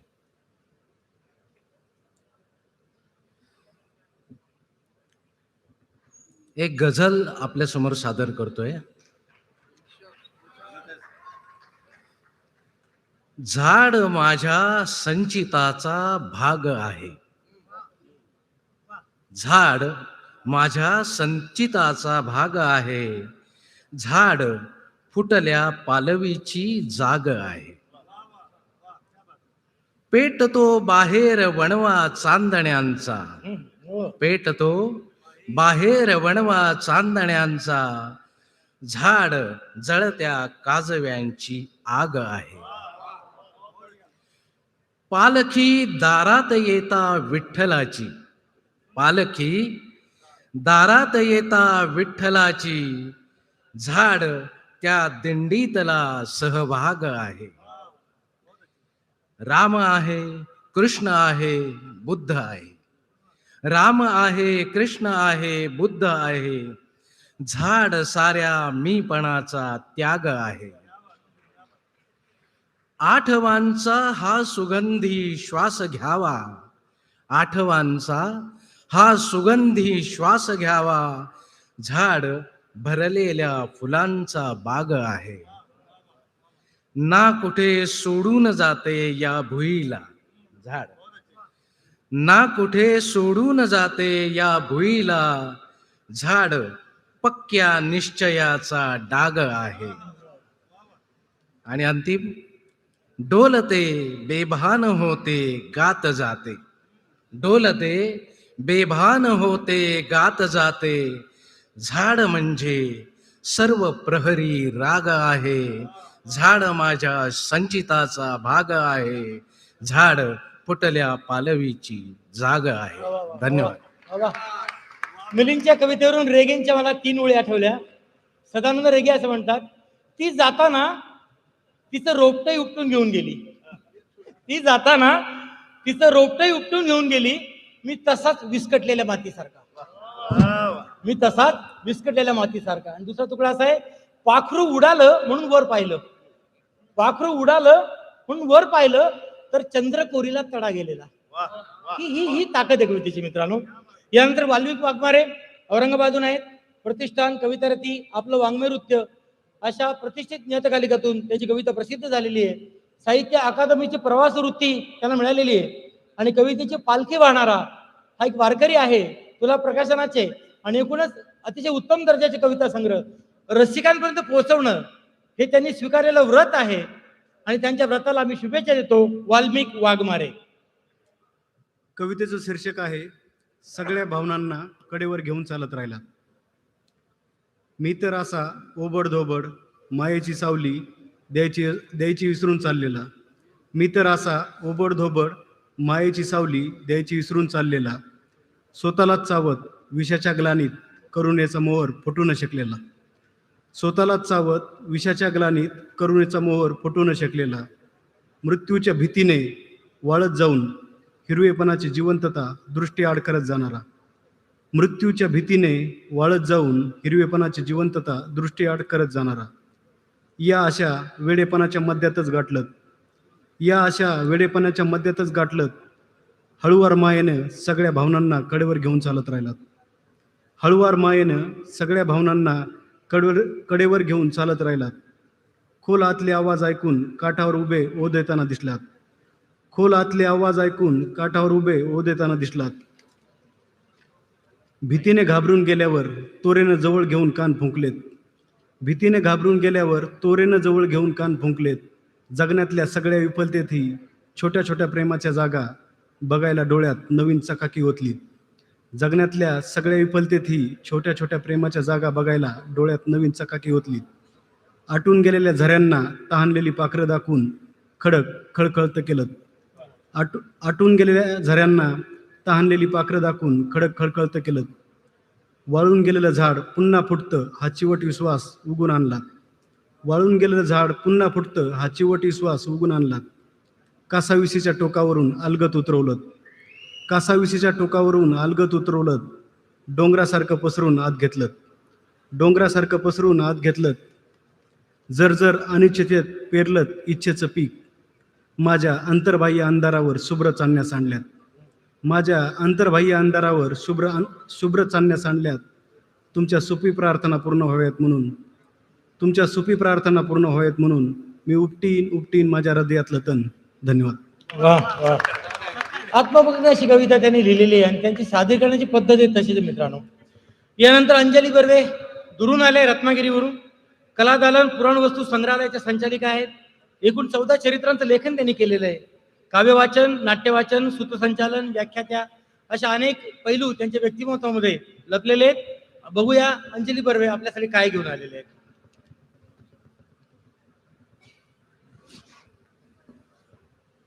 नमस्कार. मी तिथेच आसपास होते, मी तिथेच आसपास होते, पिसासारखी हलकी होऊन, पिसासारखी हलकी होऊन. नातलग मात्र रडत होते, नातलग मात्र रडत होते, देहाला माझ्या नमस्कार करून. स्वच्छंद निराकार मी सारे जाणत होते, स्वच्छंद निराकार मी सारे जाणत होते, थेट अंतरंगात कुणाच्याही शिरून, थेट अंतरंगात कुणाच्याही शिरून. पण मन निर्विकार होते, पण मन निर्विकार होते, अहंकार गेला गळून. मी पण मग कशात होते, मी पण मग कशात होते, देह गेला जर जळून. मोहमाया सुटले का नक्की, मोहमाया सुटले का नक्की, माया ममता गेली विरून, माया ममता गेली विरून. हव्यास नव्हता, हव्यास नव्हता, पण काळजीने घर केले, हव्यास नव्हता पण काळजीने घर केले. जबाबदारीची सवय हो म्हणून, जबाबदारीची सवय हो म्हणून. अहो शुचशुत बघा ना गडे, अहो शुचशुत बघा ना गडे, पहावी का हाक मारून, पहावी का हाक मारून. त्रास होतोय तुम्हाला पित्ताने, त्रास होतोय तुम्हाला पित्ताने, मोरावळा पहा ना चाखून. पडतील वेंधळ्या मुली सुना, पडतील वेंधळ्या मुली सुना. गेले तेल सांडून, गेले तेल सांडून. वाटलं तेल तेवढं पुसते, वाटलं तेल तेवढं पुसते, मोरावळा देते काढून. व्हायचेत लाडू प्रसादाचे, व्हायचेत लाडू प्रसादाचे, पाक टाकावा करून, पाक टाकावा करून. अगो बाई 10व्या दिवशीचे कावळे बसले दडून, अगो बाई 10व्या दिवशीचे कावळे बसले दडून. गुरुजी घाईत उभे, गुरुजी घाईत उभे, दर्भाचा कावळा करून. कुठे मन अडकले हिचे म्हणतात सारे मला स्मरून, कुठे मन अडकले हिचे म्हणतात सारे मला स्मरून. वेळ जातोय ना त्यांचा, वेळ जातोय ना त्यांचा, आले घरदार सोडून. जिवंतपणी मलाही वाटायचं, जिवंतपणी मलाही वाटायचं, जावं जरा घर सोडून, जावं जरा घर सोडून. पण आत्ता कशी अडकले, पण आत्ता कशी अडकले, का पाहते वळून, का पाहते वळून. विचार मीपणाचे अजून का चिकटून, विचार मीपणाचे अजून का चिकटून. मृत्यू नंतरही प्रश्न उभे, मृत्यू नंतरही प्रश्न उभे, कोहम म्हणून, कोहम म्हणून. धन्यवाद. खास रत्नागिरीहून ते आलेले आहेत आणि त्यांची कविता त्यांनी आपल्यासमोर ठेवलेली आहे. मला बोरकरांच्या 3 ओळी आठवल्या. बोरकर असं म्हणतात की जीवन त्यांना कळले हो. कुणाला कळलं? जीवन त्यांना कळले हो, मी पण ज्यांचे पक्व फळापरी सहजपणाने गळले हो. जीवन त्यांना कळले हो. 3 ओळीमध्ये सुद्धा केवढं सांगता येतं हे प्रत्यंतर आपल्याला बोरकरांच्या ओळीतून येत आहे. मला कवयित्री अनुराधा पाटील या संमेलनात ते आलेले आहेत, उद्या तुम्हाला भेटतील. त्यांच्या 4 ओळी आठवल्या की ताकदीची कविता कशी असते किंवा कवितेची ताकद कशी असते हे तुम्हाला या 4 ओळीतून कळेल. ते असं म्हणतात, भरून आलेल्या मनासारखे हे ढग. त्यांनी भरून आलेल्या ढगासारखे मन नाही म्हटलेलं आहे. हीच कवितेचं वेगळेपण आहे की भरून आलेल्या मनासारखे हे ढग काय मिळवतात बरसून. भरून आलेल्या मनासारखे हे ढग काय मिळवतात बरसून, केवढं रीते पण जाणवत राहतं तुला भेटून. भेटल्यानंतरचं रित्य पण ही वेगळीच एक मांडणी त्यांनी कवितेत केलेली आहे. दिगंत तरीही दिवसेंदिवस कदाचित अजूनही संग्रहांनी मराठीला समृद्ध करणाऱ्या अनुराधा पाटील मराठवाड्याच्या आणि त्याच औरंगाबाद मधून एक कवयित्री आलेली आहे प्रिया धारूरकर. त्यांचे 2 कविता संग्रह आहेत. विदेही, अंग भरून वाहणाऱ्या पाण्यातून, घन दाटले स्वर हा ललित लेखांचा संग्रह आहे. त्यांच्या हायकूंचं हिंदीत भाषांतर झालेलं आहे. कमला नारायण प्रकाशनानं प्रकाशित केलेल्या 800 वर्षातल्या 100 कवयित्रींच्या शततारका या संग्रहामध्ये त्यांच्या कवितेचा समावेश झालेला आहे आणि अभ्यासक्रमातही त्यांची कविता लागलेली आहे. प्रिया धारूरकर, औरंगाबाद. कवितेचं शीर्षक आहे क्षेत्र. कवीनं व्हावं इतकं आत्ममग्न की सगळी नग्नताच आर्त होत जावी, इतकी की समाज मनाचा वैश्विक हुंकारच उद्गार बनून यावा त्याच्या ठाई. कवीनं व्हावं इतकं आत्ममग्न की सगळी नग्नताच आर्त होत जावी, इतकी की समाज मनाचा वैश्विक हुंकारच उद्गार बनून यावा त्याच्या ठाई. लेखणीतून झरत जावं दुःख, लेखणीतून झरत जावं दुःख, न्यायाच्या शब्दांची ग्वाही देणार रचावं त्यांनी सुक्त. स्वकोशी जाळ फाटत जाताना, स्वकोशी जाळ फाटत जाताना फुटत राहाव्यात अहंकारी ओळी, आपल्याच पेटत्या अक्षरात पाहत राहावी आपल्याच षंढत्वाची होळी. दंभ जळाला की पिळही जळून जाईल इडेपिडेचा, दंभ जळाला की पिळही जळून जाईल इडेपिडेचा, निघेता येईल जाणता श्वास बोधाचा. हे कवे, हे कवे दिशा आकुंचन पावल्या आहेत, हे कवे दिशा आकुंचन पावल्या आहेत, काळोख गडद झाला आहे. तू अधिक अधिक गहन हो, तू अधिक अधिक गहन हो, संवेदनेचं आभाळ लाव भाळी, आकळत्या कोवळ्या कवितेची शपथ, आकळत्या कोवळ्या कवितेची शपथ. तुझाच पसारा मांडायची वेळ झाली आहे, तुझ्या लढण्याचे क्षेत्रही तुला कळले आहे. व्यवस्थेनं व्यवस्थेनं अस्वस्थ होऊ घातलेली अशक्त श्वासांची गुदमर संपव, पांघर शुद्धत्व आणि बुद्धत्वही.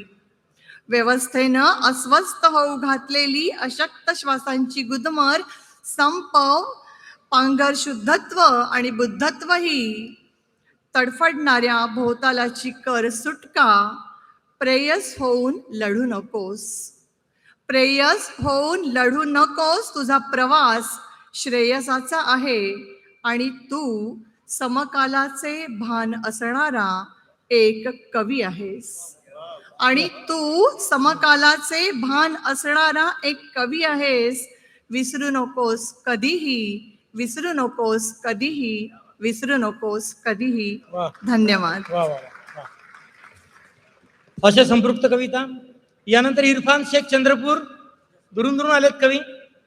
कोवळे पाषाण, वेदनेच्या खोलीत, मुक्त छंद माझ्यातला कवी मरत चाललाय, हे कविता संग्रह प्रकाशित आहे त्यांचे. साहित्य अकादमीची प्रवास वृत्ती त्यांना मिळालेली आहे.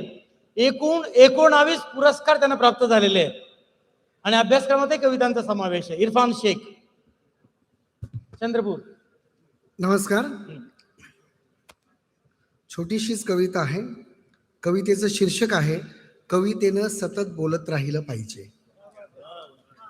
आताशा रोज रात्री हल्ली दचकून उठतो मी. मगाशी जावेद अख्तर जसे म्हणाले त्याला पुढे अनुसरून आहे.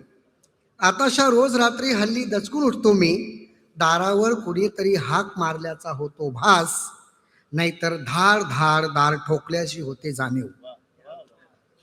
आताशा रोज रात्री हल्ली दचकून उठतो मी, दारावर कुणीतरी हाक मारल्याचा होतो भास, नाहीतर धार धार धार ठोकल्याची होते जाणीव. घामाघूम आपल्या चेहऱ्यावर दाटून येते भीती. शेजारी झोपलेल्या बायकोला पाहतो मी संशयाने. शेजारी झोपलेल्या बायकोला पाहतो मी संशयाने, वाढत आहे आता अफवांवर विश्वास ठेवून रक्ताचे पाट वाहणाऱ्या वेड्या माणसांची जमात. माझ्या मनातले शब्द हिरावण्याची आहे दाट शक्यता. माझ्या मनातले शब्द हिरावण्याची आहे दाट शक्यता. मुखवट्या आडून क्रौर्याचे हसणे दिसत नसले तरी, मुखवट्या आडून क्रौर्याचे हसणे दिसत नसले तरी कवितेचा शब्द न शब्द दिसतो असहाय मान झुकवून. मी बोललो पाहिजे कुणीतरी बोलतो तसाच, मी बोललो पाहिजे कुणीतरी बोलतो तसाच, कुणाच्या तरी शब्दाला मी गोंजारलं पाहिजे अशीच असते अपेक्षा. भीतीच्या अनामिक सावटाखाली असतानाच, या सगळ्या भीतीच्या अनामिक सावटाखाली असतानाच नाकारता येत नाही मला माझे जगणे तरीही. क्षुल्लक कारणावरून कुणीही करू शकतो माझा घात, हे जाणतो मी आसपासच्या वातावरणाने आता. भीतीच्या अनामिक सावटाखाली असतानाच नाकारता येत नाही मला माझे जगणे तरीही. क्षुल्लक कारणावरून कुणीही करू शकतो माझा घात, हे जाणतो मी आसपासच्या वातावरणाने आता. पण तरीही शब्दांच्या पायात बेड्या ठोकणे मला जमणार नाही. पण तरीही शब्दांच्या पायात बेड्या ठोकणे मला जमणार नाही, वा बांधता येणार नाही मला कधीच कवितेचे हात. अथवा दाबताही येणार नाही मला कवितेचा आवाज. अथवा दाबताही येणार नाही मला कवितेचा आवाज. कवितेनं सतत बोलत राहिलं पाहिजे, कवितेनं सतत बोलत राहिलं पाहिजे. वा वा वा वा इरफान, चांगली कविता मैफिलीत तुम्ही घेऊन आलेले आहेत. नंतर कवी किशोर बळी मलकापूरून आलेले आहेत. 5 पुस्तकं प्रकाशित आहे किशोर बळींचे. 8वीच्या सुलभ भारती पाठ्यपुस्तकात कवितेचा समावेश आहे आणि भीमराव पांचाळे यांच्या मैफिलीचं गेली 12 वर्ष ते निवेदन करतायत. किशोर बळी, तुमची कविता सुरू करण्यापूर्वी एक आगळीवेगळी कविता 3 ओळीची मी सादर करणार आहे तुमच्यासाठी, किशोर बळींसाठी. कविता किती ताकदीची असू शकते असं मला जाणवणारी ही कविता आहे. सगळ्यांनी ऐका, कवींनी पण ऐका. अशी कविता शक्यतो वाचायला मिळत नाही. 40 वर्षापूर्वी वाचलेली आहे. तो कवी आता लिहित नाही, पण त्याची कविता किती अप्रतिम आहे. तो असं लिहितो, मी एकदा कवितेच्या वहीत एक मोरपीस ठेवलं. मी एकदा कवितेच्या वहीत एक मोरपीस ठेवलं. मोरपिसाच्या डोळ्यानं कविता वाचली. मोरपिसाच्या डोळ्यानं कविता वाचली आणि त्याच्या डोळ्यात पाणी आलं. कवितेतल्या मोराला वाटलं पाऊसच आला आणि कवितेतला मोर नाचू लागला. क्या बात, वा वा. एक ताकदीची कविता मला आठवली. फ्रान्सिस नावाचा कवी, तुम्ही नाव ऐकून असाल, आणि रिकपचंद लुनावत यांची कविता आहे. किशोर भाई, तुमचं होऊन जाऊ दे आता. धन्यवाद सर, धन्यवाद. अतिशय सगळे जबरदस्त कवी, बहारदार सूत्रसंचालन, तुम्ही सगळेजण मनापासून ऐकत आहात. भुजबळ साहेब समोर बसले आहेत, विशेषतः प्रत्येक कविता ऐकत आहेत. आणि अशा सगळ्या वातावरणामध्ये एक वऱ्हाडी कविता सादर करतो आहे. कोणी म्हणते हिरवा आणि कोणी म्हणते भगवा. कोणी म्हणते हिरवा आणि कोणी म्हणते भगवा. अबे माणसं मरून राहिले पहिले त्याले जगवा.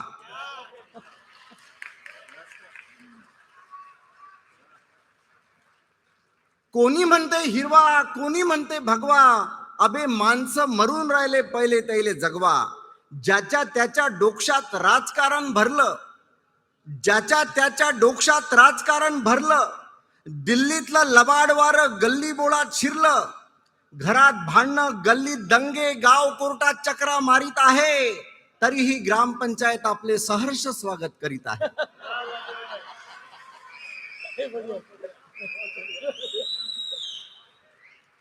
घरात भांडणं, गल्लीत दंगे, गाव कोर्टात चक्रा मारित आहे, तरीही ग्रामपंचायत आपले सहर्ष स्वागत करीत आहे. कालच्या सच्चा दोस्ताईले दुश्मनासारखं वागवा. कोणी म्हणते हिरवा आणि कोणी म्हणते भगवा. अबे माणसं मरून राहिले पहिले त्याले जगवा. अबे माणसं मरून राहिले पहिले त्याले जगवा. रस्ते गेले खड्ड्यात, नाल्या चालल्या घरात. चौकात फक्त डिजिटल फ्लेक्स लागले जोरात. रस्ते गेले खड्ड्यात आणि नाल्या चालल्या घरात. चौकात फक्त डिजिटल फ्लेक्स लागले जोरात, शाळा पडल्या बंद आणि दारूचे दुकान सुरू, बेरोजगार नैतुरणे रिकामेच लागले फिरू, खोट बोला रेटून बोला भाषणाईवरच भागवा, अबे माणसं मरून राहिले पहिले त्याले जगवा, कोणी म्हणते हिरवा आणि कोणी म्हणते भगवा, अबे माणसं मरून राहिले पहिले त्याले जगवा. मित्र हो, सत्यासाठी अति कोणाले पाहिजे असते सत्ता, सत्यासाठी अति कोणाले पाहिजे असते सत्ता, कसे जातात दाभोळकर तर लागत नाही पत्ता.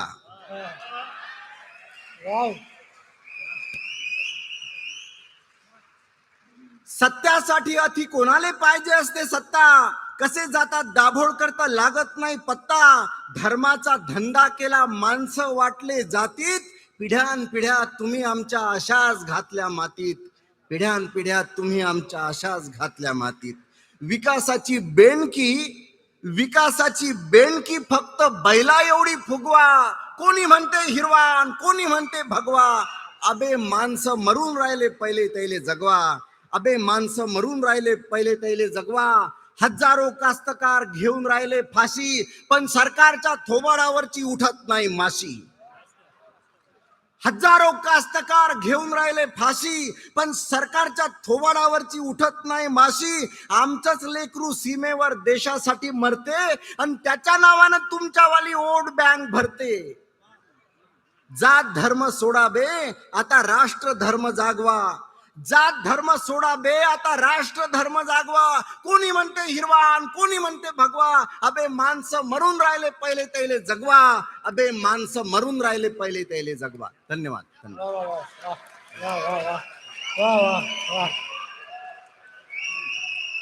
वन्स मोर अवश्य घेऊ, पण 55 कवींच्या नंतर प्रत्येक कवीची एक एक आगळी वेगळी कविता तुमच्या समोर येते. आणि सुरुवातीलाच मी तुम्हाला शब्द दिलाय की हे कवी संमेलन उत्तरोत्तर रंगत जाणार आहे. हे रांगत जाणारं संमेलन आहे, रंगत जाणारं संमेलन आहे. तुमची दाद या संमेलनामध्ये जी येते ती मोठी शहाणी दाद आहे, योग्य ठिकाणी दाद येते. आणि एक कवी असं म्हणतो की रसिकांची दाद हीच कवीची जायदाद. नारायणपुरी हीच आपली जायदाद. तर तुमच्या या रसिकतेला सलाम. अशाच कविता तुमच्या समोर आम्ही घेऊन येणार आहे. एका कवीची 1.5 ओळ मला आठवली, पण फार मार्मिक आहे. त्याने नेमकं बोट ठेवलेलं आहे आपल्या भारताच्या धर्मनिरपेक्षतेवर. तो असं म्हणतो, या देशात असं कधी घडेल का, या देशात असं कधी घडेल का, मस्जिद पडत असताना मंदिर रडेल का. आणि हे ज्या दिवशी होईल त्या दिवशी हा देश खऱ्या अर्थाने एकसंध होईल. यानंतर संगीता धायगुडे मुंबईहून आले आहेत. त्यांचं हुमान नावाचं आत्मचरित्र ग्रंथालिकून प्रकाशित आहे. मसाप पुणे ओमसापचा त्यांना पुरस्कार मिळालाय. महाराष्ट्र ग्रंथसंग्रहालय मुंबई यांचा दत्ता भोसले जिव्हाळा साहित्य पुरस्कार मिळालाय. प्रिय आयुष्यात सप्रेम नमस्कार कविता संग्रह, पॅराडाईज कथा संग्रह भरपूर आहे. त्या धुळ्याला आयुक्त होत्या, मालेगाव मनपाला होत्या. त्यांचे उर्दू अनुवाद प्रकाशित झालेले आहेत. बघूया आपल्यासाठी त्यांनी काय आणलेलं आहे. संगीता धायगुडे. नमस्कार. 20-25 वर्ष शासनात नोकरी केल्यानंतर ही लिहिलेली कविता असं म्हणायला हरकत नाही.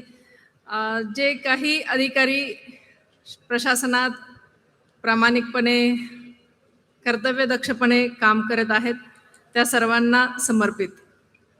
कवितेचं नाव आहे आत्म्यांमध्ये जाळ पेटवण्यासाठी. मांडलाय तत्वांचा डाव चहू बाजूनं पसरलेल्या वाळवीत. मांडलाय तत्वांचा डाव चहू बाजूनं पसरलेल्या वाळवीत. पोखरेल ती मला सर्वनाशासाठी, तरी पाय घट्ट रोवून उभं राहायचंय लढण्यासाठी. पोखरेल ती मला सर्वनाशासाठी, तरी पाय घट्ट रोवून उभं राहायचंय लढण्यासाठी. होतो चहू बाजूनं पुकारा, फुंकतात ते रणशिंग. बडवतात कधी ढोलताशेही, तरी कान बंद करून धुंडाळत राहायचंय मला माझं विश्व. तरी कान बंद करून धुंडाळत राहायचंय मला माझं विश्व. घालतील बेड्या पायात उठवतील रान हिंसाचाराचं, होईन मी चक्काचूर त्यांच्या क्रौर्यानं, होईन मी चक्काचूर त्यांच्या क्रौर्यानं, तरी रस्ता शाबूत ठेवला पाहिजे पुन्हा चालण्यासाठी, तरी रस्ता शाबूत ठेवला पाहिजे पुन्हा चालण्यासाठी. होईल कधी माझा शिरच्छेद, होईल कधी माझा शिरच्छेद, कधी देतील देहदंड, होईल कधी माझा शिरच्छेद, कधी देतील देहदंड, संपून जाईन मी त्या रक्तपातानं, तरी रक्ताचा एक थेंब जिवंत ठेवला पाहिजे उद्याचे ऋतू फुलवण्यासाठी, तरी रक्ताचा एक थेंब जिवंत ठेवला पाहिजे उद्याचे ऋतू फुलवण्यासाठी.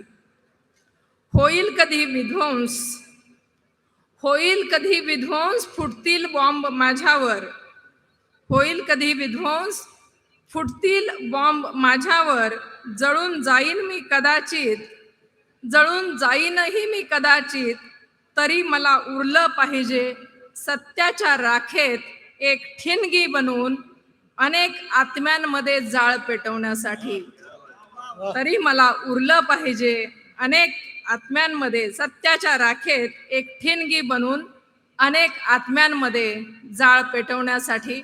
धन्यवाद. यानंतर कवी, अनुवादक, संपादक, निमित्त मात्र हा कविता संग्रह त्यांचा प्रकाशित आहे. 9 राज्यस्तरीय पुरस्कार त्यांना मिळालेले. गीतेश शिंदे साहित्य अकादमीची पुरस्कार, प्रवास वृत्ती त्यांना मिळालेली आहे. माधव बोरकर यांच्या कोकणी भाषेतल्या काव्यसंग्रहाचा त्यांनी मराठी भाषेत अनुवाद केलेला आहे.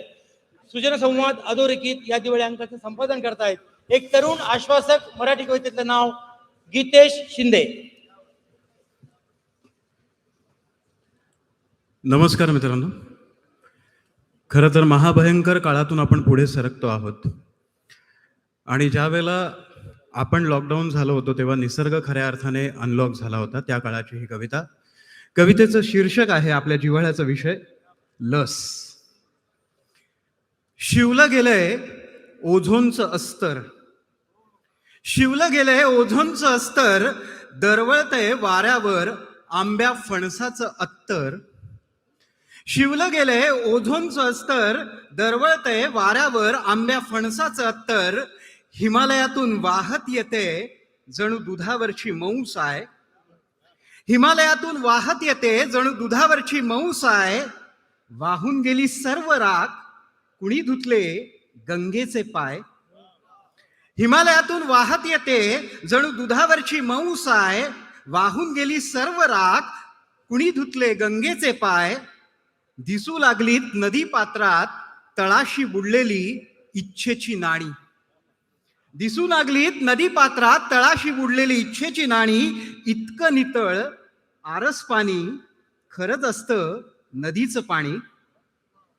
हिरव्या कंच झाडामध्ये तीव्र कोमल पोपटी स्वर, हिरव्या कंच झाडामध्ये तीव्र कोमल पोपटी स्वर. लागत नाही पृथ्वीला धाप, केव्हाच उतरला तिचा ज्वर. इतकी युग विटेवर उभा, भक्तांपासून झाला क्वारंटाईन. इतकी युग विटेवर उभा, भक्तांपासून झाला क्वारंटाईन. रित्या गाभेऱ्यात घेतो मुक्त श्वास, नवस पूर्ण करण्याचं ना टेन्शन न कुठली डेडलाईन.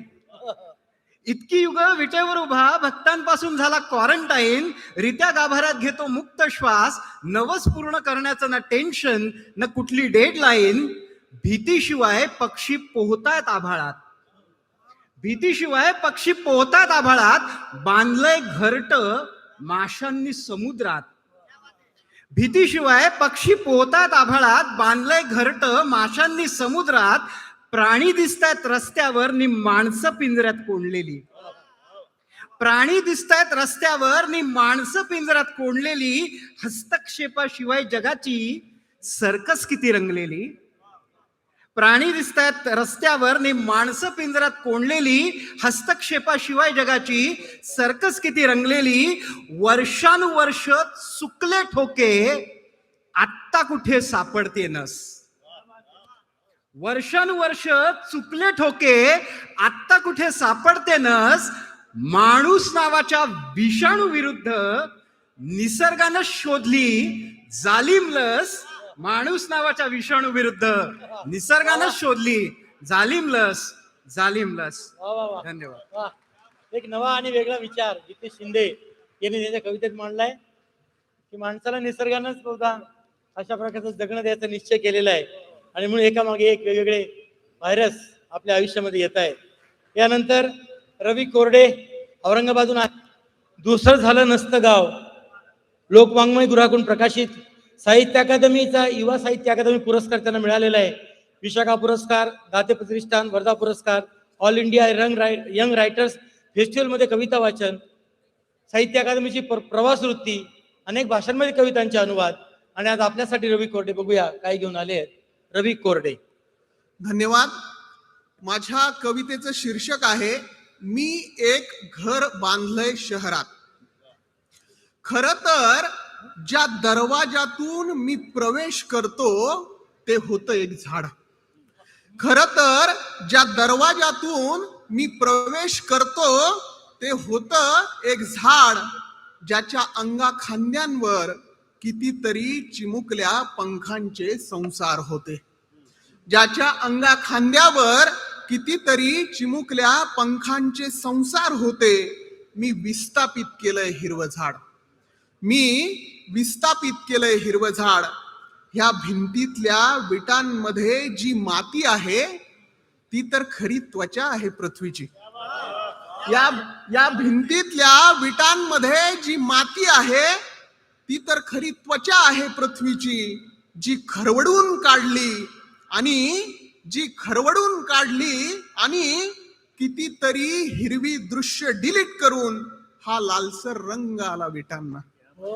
आणि कितीतरी हिरवी दृश्य डिलीट करून हा लालसर रंग आला विटांना.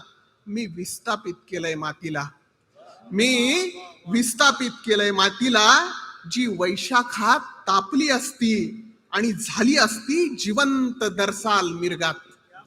जी वैशाखात तापली असती आणि झाली असती जिवंत दरसाल मिरगात.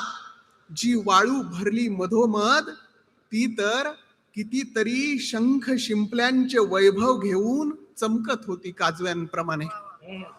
जी वाळू भरली मधोमध ती तर कितीतरी शंख शिंपल्यांचे वैभव घेऊन चमकत होती काजव्यांप्रमाणे.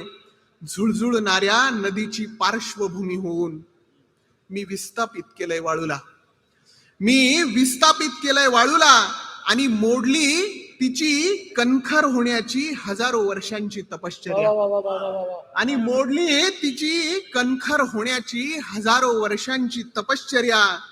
कुठल्या तरी निर्विकार डोंगराला कापलं आणि हा दगड बाहेर काढला.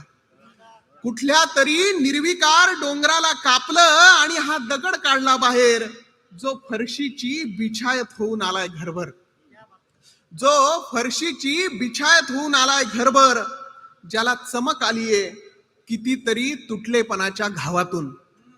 ज्याला चमक आलीये कितीतरी तुटलेपणाच्या घावातून आणि झालाय गुळगुळीत अशा हातांच्या स्पर्शांनी की ज्यांचे उंबरटे ओबड धोबडच राहिले सर्व काळ. आणि झालाय गुळगुळीत अशा हातांच्या स्पर्शांनी की ज्यांचे उंबरठे ओबड धोबडच राहिले सर्व काळ. मी केलंय कायमचं विस्थापित एका दगडाला ज्यानं एखाद्या जिद्दी पहिलवानासारखं ठरवलं होतं काळाला हरवायचं.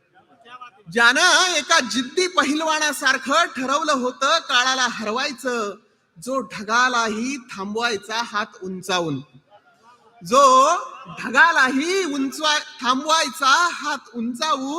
एखाद्या लहान पोरासारखा. ही जमीन जिला गर्भारपणाचे स्वप्न पडले, जिच्या अंगा खांद्यावर बोरी पिकल्या जांभळी. ही जमीन जिला गर्भारपणाचे स्वप्न पडले, जिच्या अंगा खांद्यांवर बोरी पिकल्या जांभळी. जिचं रूपांतर झालं एका लेआउट मध्ये. जिथं उभी राहिली घरं. मी विस्थापित केलंय एक शेत. ज्याच्या कंसांवर केली होती राघूंनी माया. ज्यानं पोसली कितीतरी माणसं टरारून आलेल्या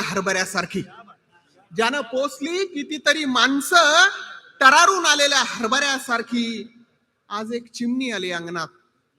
आज एक चिमणी आली अंगणात हरवलेल्या लहान मुलीसारखी. आज एक चिमणी आली अंगणात हरवलेल्या लहान मुलीसारखी. प्लास्टिकच्या पिशवीला कणीस समजून, प्लास्टिकच्या पिशवीला कणीस समजून, आणि मी हलवलाय कितीतरी जणांचा मुक्काम माझा मुक्काम कायम करण्यासाठी. आणि मी हलवलाय कितीतरी जणांचा मुक्काम माझा मुक्काम कायम करण्यासाठी. धन्यवाद. एक सच्ची कविता रवी कोडेंनी या मैफिलीत आणलेली आहे. कवी लिहितो तेव्हा कसा लिहितो आणि किती लिहितो याचा अंदाज आपल्याला येतो मित्रांनो. यानंतर प्राध्यापक सय्यद अलाउद्दीन आष्टीहून आलेले आहेत. त्यांची 13 पुस्तकं प्रकाशित आहे. जिंदाबाद, जमावबंदी हे कविता संग्रह आहेत, बालनाटकं आहे, बाल कविता संग्रह आहेत. त्यांना अनेक पुरस्कार मिळालेले आहे. अभ्यासक्रमात साहित्याचा समावेश झालेला आहे. 7वीच्या पुस्तकात कविता समाविष्ट आहे आणि साहित्य संमेलनाचे अध्यक्षपद ज्यांनी भूषवलेले आहे सय्यद अलाउद्दीन फ्रॉम आष्टी.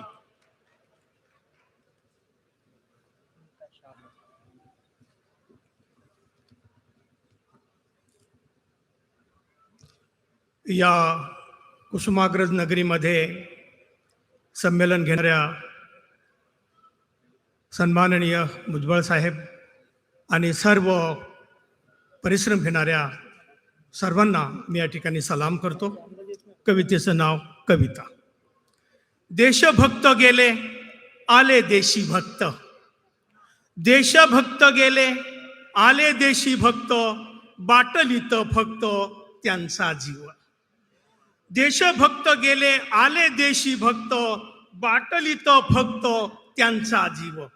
भ्रष्टाचार करा, भ्रष्टाचार करा, भ्रष्टाचार करा, भ्रष्टाचार करा, खाता खाता मरा काळा पैसा, खाता खाता मरा काळा पैसा.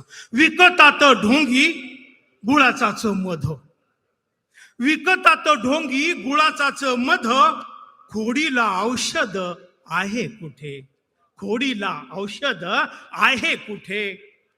गाळ काढतात नद्या जोडतात, गाळ काढतात नद्या जोडतात, नावा सोडतात मुतारीत, नावा सोडतात मुतारीत.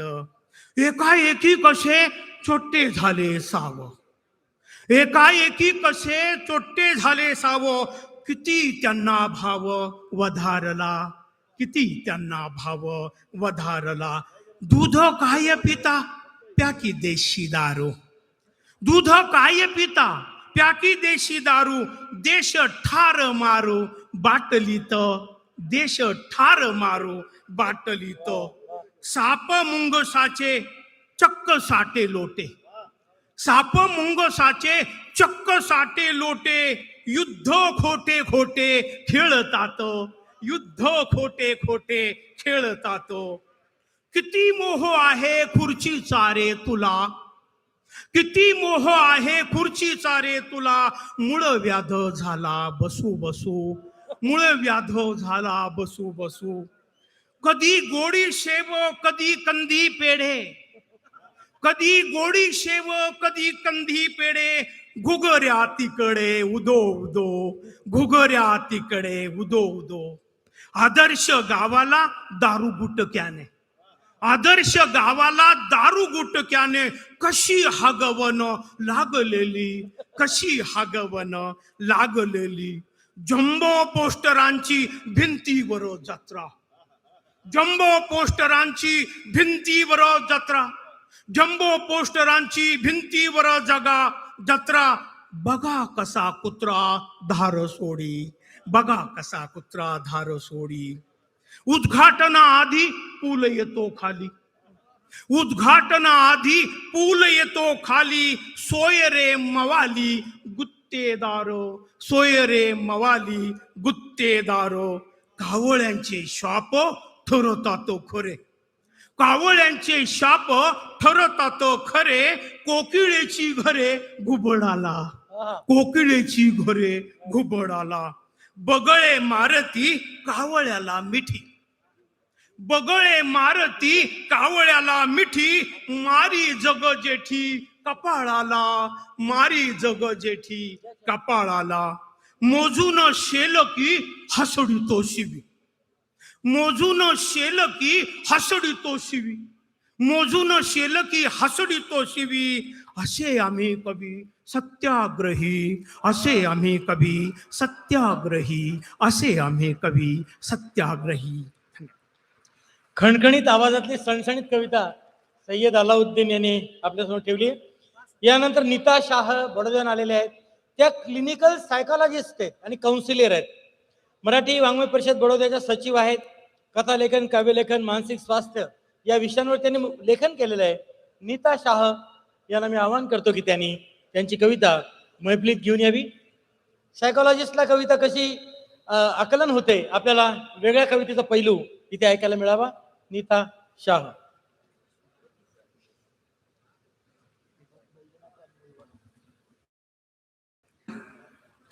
कवितेचं शीर्षक आहे निरोप. श्रावण सरींनो ऐकाल का माझे थोडेसे, श्रावण सरींनो ऐकाल का माझे थोडेसे, माझे मनोगत आहे, थोडेसे माझे मनोगत आहे. श्रावण सरींनो बरसलात दिलखुलास जीवनात माझ्या, बरसलात दिलखुलास जीवनात माझ्या, झटकली ती ग्रीष्माची मरगळ, झटकली ती ग्रीष्माची मरगळ, पल्लवीत केलेत बहरले मी कितीदा, पल्लवीत केले मला बहरले मी कितीदा. हिशोबाही नाही माझा त्याचा माझ्याकडं, हिशोबही नाही त्याचा माझ्याकडं. श्रावण सरींनो, श्रावण सरींनो येता घेऊन तुम्ही सणावारांची पालखी, येता घेऊन तुम्ही सणावारांची पालखी. श्रावण मास साजरा करायला, श्रावण मास साजरा करायला, स्वागतास धरती नेसती ही हिरवी साडी, स्वागतास धरती नेसती ही हिरवी साडी. हे श्रावण सरींनो, हे श्रावण सरींनो काय मी सांगू तुम्हाला, हे श्रावण सरींनो काय मी सांगू तुम्हाला. किती श्रावण नटले सजले, किती श्रावण नटले सजले, कधी मुलांसाठी कधी नवऱ्यासाठी, कधी मुलांसाठी तर कधी नवऱ्यांसाठी. अनेक उद्यापने अखंड उजवली मी, अनेक उद्यापने अखंड उजवली मी.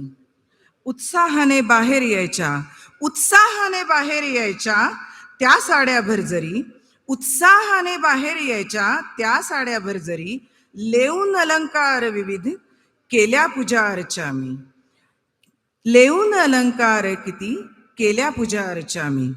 खरंच खरंच हिशोब नाही माझ्याकडे त्याच्या. श्रावण सरींनो हिशोब नाहीये माझ्याकडं त्यांचा. श्रावण सरींनो काय आणि किती, काय आणि किती गाथा सांगू जीवनाची. श्रावण सरींनो काय आणि किती गाथा सांगू मी माझ्या जीवनाची. सांगावा मी धाडते, सांगावा मी धाडते आणि सांगावा मी धाडते आणि सांगावा तुम्ही आग्रह धरते मी. सांगावा तुम्ही तो माझ्या सख्याचा, सांगावा तुम्ही तो माझ्या सख्याला, आग्रह धरते मी तुमच्याकडे. वा वा वा. श्रावण सरींनो, श्रावण सरींनो एक प्रश्न विचारा माझ्या सख्याला, श्रावण सरींनो एक प्रश्न विचारा माझ्या सख्याला. का का एकटे सोडून मला इथे, का एकटे सोडून मला इथे निघून गेला तो तिथे, निघून गेला तो तिथे. संपेना दिवस, संपेना दिवस आणि संपेना रात्र, संपेना दिवस आणि संपेना रात्र. जीव घेणा आहे तो भयंकर एकांत, जीव घेणा आहे तो भयंकर एकांत. श्रावण सरींनो, श्रावण सरींनो उत्तर हवे आहे मला, श्रावण सरींनो कृपया उत्तर हवे आहे मला. असा कसा हा अजब न्याय आहे जगाचा, असा कसा हा अजब जगाचा तो न्याय. जगले मी सख्यासाठीच अवरित, जगले मी सख्यासाठीच अवरित. तो नैवेद्य आणि प्रसाद, तो नैवेद्य आणि प्रसाद, तेवत असायची ती अखंड ज्योत, तेवत असायची ती अखंड ज्योत. केले खूप व्रत आणि वैकल्य, केले खूप व्रत आणि वैकल्य. सवाष्णींचे ते जेवण आणि ओटी भरवण, सवाष्णींचे ते जेवण आणि ओटी भरण. आता नाही सखा बरोबर, आता नाही माझा सखा बरोबर. म्हणून म्हणून देवही नाकारतो माझा नैवेद्य. आता तू माझ्याबरोबर नाही आहेस, तर देवही नाकारतो माझा नैवेद्य. क्षणात संपून गेले सर्व माझे जग, क्षणात संपून गेले तुझ्याबरोबर माझे सर्व जग. हे श्रावण सरींनो, हे श्रावण सरींनो, उत्तर द्याल का मला? हे श्रावण सरींनो, उत्तर द्याल का मला काही प्रश्नांची? मला हवी आहेत उत्तरे काही प्रश्नांची. काय सांगू मी त्यांना, काय सांगू मी त्यांना? हिरव्या निळ्या लाल पिवळ्या, हिरव्या निळ्या लाल पिवळ्या, पैठणी कांजीवरम बनारसी साड्या, पैठणी कांजीवरम बनारसी साड्या अपेक्षेनं पाहतात, अपेक्षेनं पाहतात माझ्याकडे त्या, अपेक्षेनं पाहतात माझ्याकडे त्या, की कधी बाहेर काढीन मी त्यांना आता, की कधी बाहेर काढीन मी त्यांना आता. ती बोरमाळ तो कोल्हापुरी साज, ती बोरमाळ ती कोल्हापुरी साज, छोटेसे मणिमंगळसूत्र, छोटेसे मणिमंगळसूत्र आणि 5 तोळ्यांचे मोठे मंगळसूत्र, तोडे पाटल्या बांगड्या, तोडे पाटल्या बांगड्या आणि त्या छोट्या मोठ्या टिकल्या. स्वयंपाकघरातली ती भांडी, स्वयंपाकघरातली ती भांडी सगळे भंडावून सोडतात मला, सगळे भंडावून सोडतात मला आणि विचारतात, सांग आता आमचे पुढे काय, सांग आता आमचे पुढे काय. श्रावण सरींनो, श्रावण सरींनो, काही सुचत नाही आता मला, श्रावण सरींनो, काही सुचत नाही मला आता. क्षणात ऊन आणि क्षणात पाऊस, तुमचा क्षणात ऊन आणि क्षणात पाऊस भावत नाही मला आता, भावत नाही मला आता. एकटेच राहणे, एकटेच खाणे, एकटेच ते राहणे आणि एकटेच ते खाणे, नाही उतरत घशात घास माझ्या आता, नाही उतरत घशात घास माझा आता. सोडलेस एकटे तू, हे श्रावण सरींनो, विचारा त्याला. हे श्रावण सरींनो, विचारा माझ्या सख्याला. सोडलेस एकटे तू का मला इथे, का सोडलेस इथे तू मला एकटे. तुझ्याशिवाय माझा जीव इथे आता रमेना, तुझ्याशिवाय माझा जीव इथे आता रमेना. माझा श्रावण गेला, माझा श्रावण घेऊन गेला माझा सखा, माझा श्रावण घेऊन गेला माझा सखा, आणि सोडून मागे गेला अश्रूंची संततधार, आणि सोडून मागे गेला अश्रूंची ती संततधार. श्रावण सरींनो, द्याल ना निरोप माझ्या सख्याला, श्रावण सरींनो, द्याल ना निरोप माझ्या सख्याला. वाट पाहते मी त्याच्या उत्तराची आता. धन्यवाद. शुभरात्री. धन्यवाद.